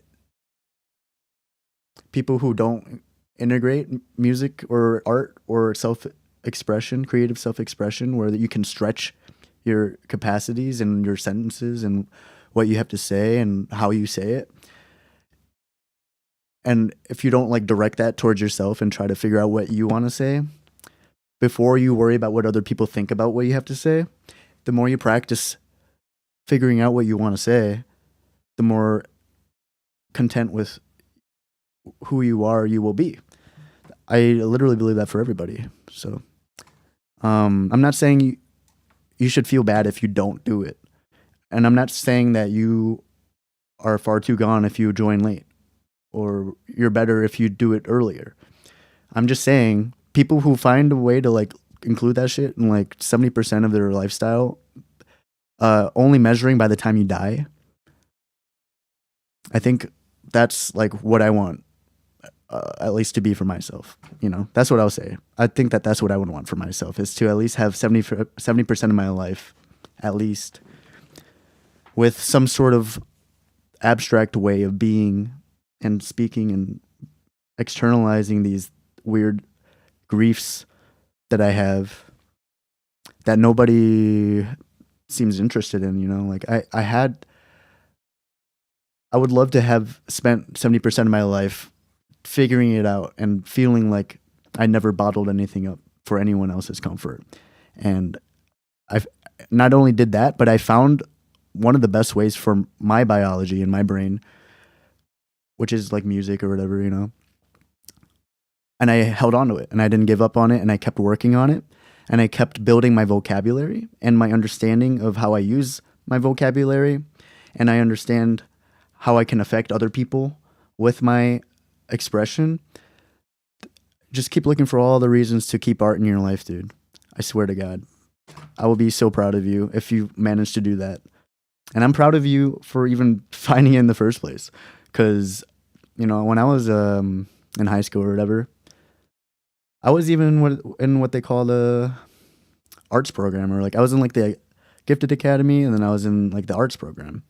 And then even my peers in the arts program, a lot of them didn't even do art, you know? And all I'm trying to say is, like, in my experience at that age, it's pretty rare for someone to be in your position as well, to have something that you can kind of rely on to cope with, you know, to cope in a effective and healthy manner.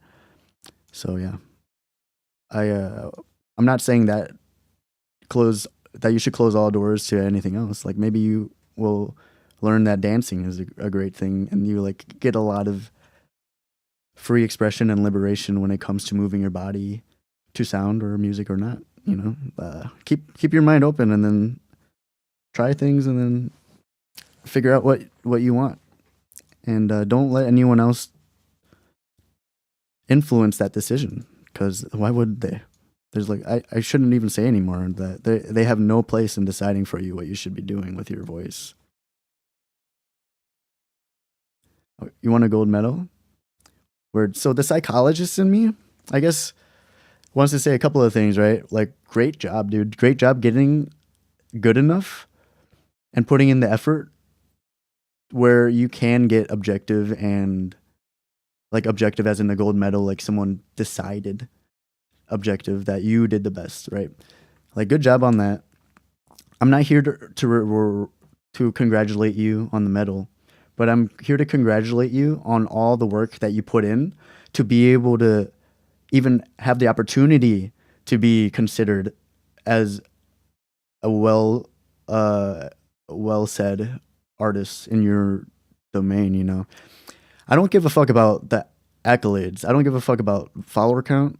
I don't give a fuck about viewer count. Only time I have is like recently, because I just need to freaking make a career out of it at this point. But like, I don't give a fuck about all that external validation otherwise, you know? Like, I'm just happy that you are in that position where you're still doing art, but then you've also done it, or maybe your genetics just caught you up to a point where you can win clout, and like you can maybe possibly earn a living doing what you love the most in your life, you know?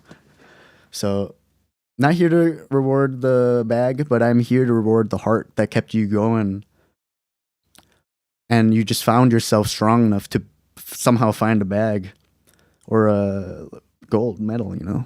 That's fucking baller, dude. Oops, I didn't mean to punch you, but, you know? Like, I think that's sick. That's what I love to see. Like, damn, this guy's doing their own thing.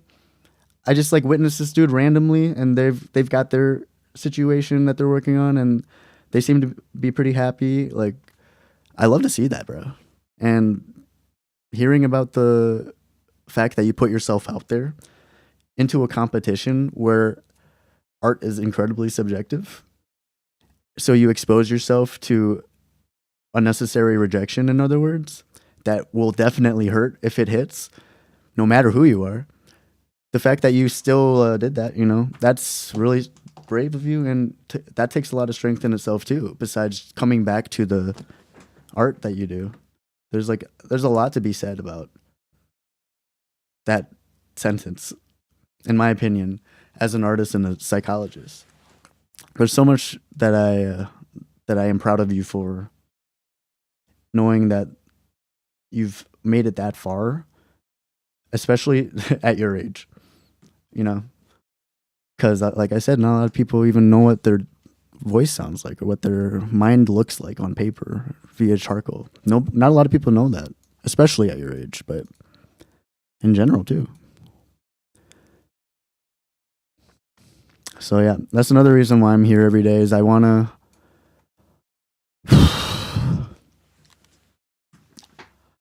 you know, like I said, I can extract so many bullet points for so little things. I can get a lot from a little. So I'm trying to choose carefully here. I don't want to get, you know, there's no reason for me to tell you every single thing unless I'm prompted. And I kind of forgot what I was saying, because that's what I do. I fucking go in my rabbit hole. So I'm going to read what you said now, because it doesn't matter. It's not in my head anymore. I don't really, if it comes back, then it comes back. I feel like the biggest thing I've learned as a charcoal artist myself is that it has nothing to do with talent. It's only having the patience, dedication, and time to complete something. Cool. That's very insightful, I think. And I think you found some takeaways, or you've took away some core values and principles that will carry you. I think those are great values to hold on to. I mean, yeah, I definitely agree. It is like 95% your attention, your effort, and how much you're willing to go through before something good happens. You know? I think that, or like your grit, in other words, your resilience, and your ability to keep on keeping on. That has so much more swag than someone born being able to do shit, doing that thing, you know? I think that the come up story is way cooler than the person that just started out that way and like could just do whatever. I got lucky. I could do both, you know? I got pretty lucky and I can do both. So I'm not here to deny that talent doesn't exist, but I will say that even if I didn't have talent, I'd be gaining so much positivity by holding on to my patience, resilience, dedication, time. Because at the end of the day, it doesn't really matter how good I am, you know? Because it's art. It's just like fucking random shit. It's just doesn't really mean anything. It only means as much as the consumer or the artist want it to mean. And I hope to God, if you're consuming something, I hope to God that you actually are consuming things you like to consume, and not just like me. Some days I have like 12 hours on scrolling on TikTok, bro. 9 hours of those are probably wasted. You know what I'm saying? I kind of forgot what I was saying because I talk a lot. So I'm hungry, so I don't remember what I was saying. You know, because I don't. But you probably know more than I do, because you're like, okay, well, our fucking bus driver is lost, but I still feel like we're at the bus station, because in my heart right now, it'd be pretty bussin', right? That's how it is. So your bus driver's a little freaking, he might need to get his license questioned. Might need to get my license renewed just in case, you know. Got a couple of screws loose over here. What was I talking about? It's having the patience, dedication, and time to complete something. Yeah, that's swag, dude. Oh yeah, totally. And that's yeah, that's more valuable than like what you can do is like how you've been doing it. For sure, bro. All right, we're back. We're back. Yo, person with no name. Oh wow, we got a couple of people here. Sorry, damn, I have not been looking at my TikTok chat, guys. I'm so sorry. Has anyone been talking or are we just hanging out? Oh, okay, good. I think we're just hanging out. Wow. Nice. Hey, Xavier. Happy to see you here, bro. Who's this? You're talking to me like you know me. What are we up to right now? I'm like slowly creeping away, trying to get my fucking face in a bowl of cereal. How about you? What are you doing? What are you up to? I'm trying to get some mac on. I'm trying to get my mac on some carbs and wheat soon. You know, I feel good. I feel like I've said what I needed to say. I'm already over this. Whatever. What is this? What is this? Is this supposed to be like a part of anything? Was this? Did you put that there, or like, am I good to just take it out? I don't even need to think about this right now. So this is not what's going on. I'm chilling, bro. I'm hungry. I got to return my gear, or the gear to Dan, my dad. My big boy daddy business partner, Dan. Unfortunately, but it just means that I can't do anything but play Undertale when I come back.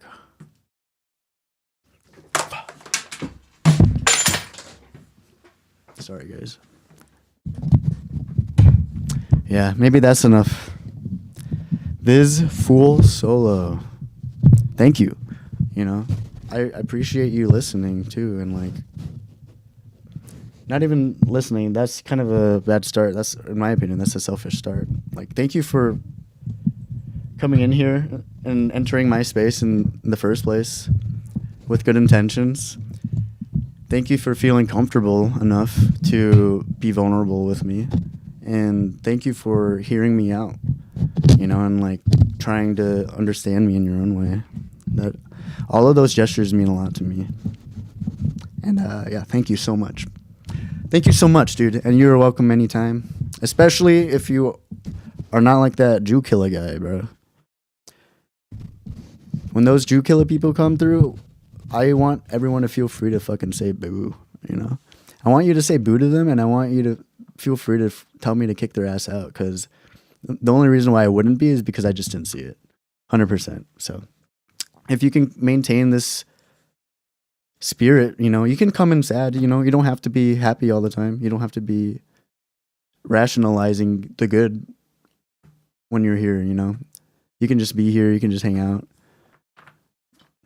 There's no reason to force anything, to force your fucking emotions, bro. So how you feel is how you feel, and that's the best place to start. How you feel is how you feel, and feeling it is the best place to start, guys. Yo, Galaxy Black, I'm going to time you out for 10 seconds. I want you to think about what you just said. All right. Well, hey, anybody else want to say anything before I go? Because Galaxy Black is about to be cramping my style soon, so I'm trying to skedaddle before this guy do that. Capiche? All good? All right. Hey, thank you guys so much. Thank you guys so much. I guess I could plug myself too before I get on to my moves. I make so much art, you know, and just like I said, pretty much all of it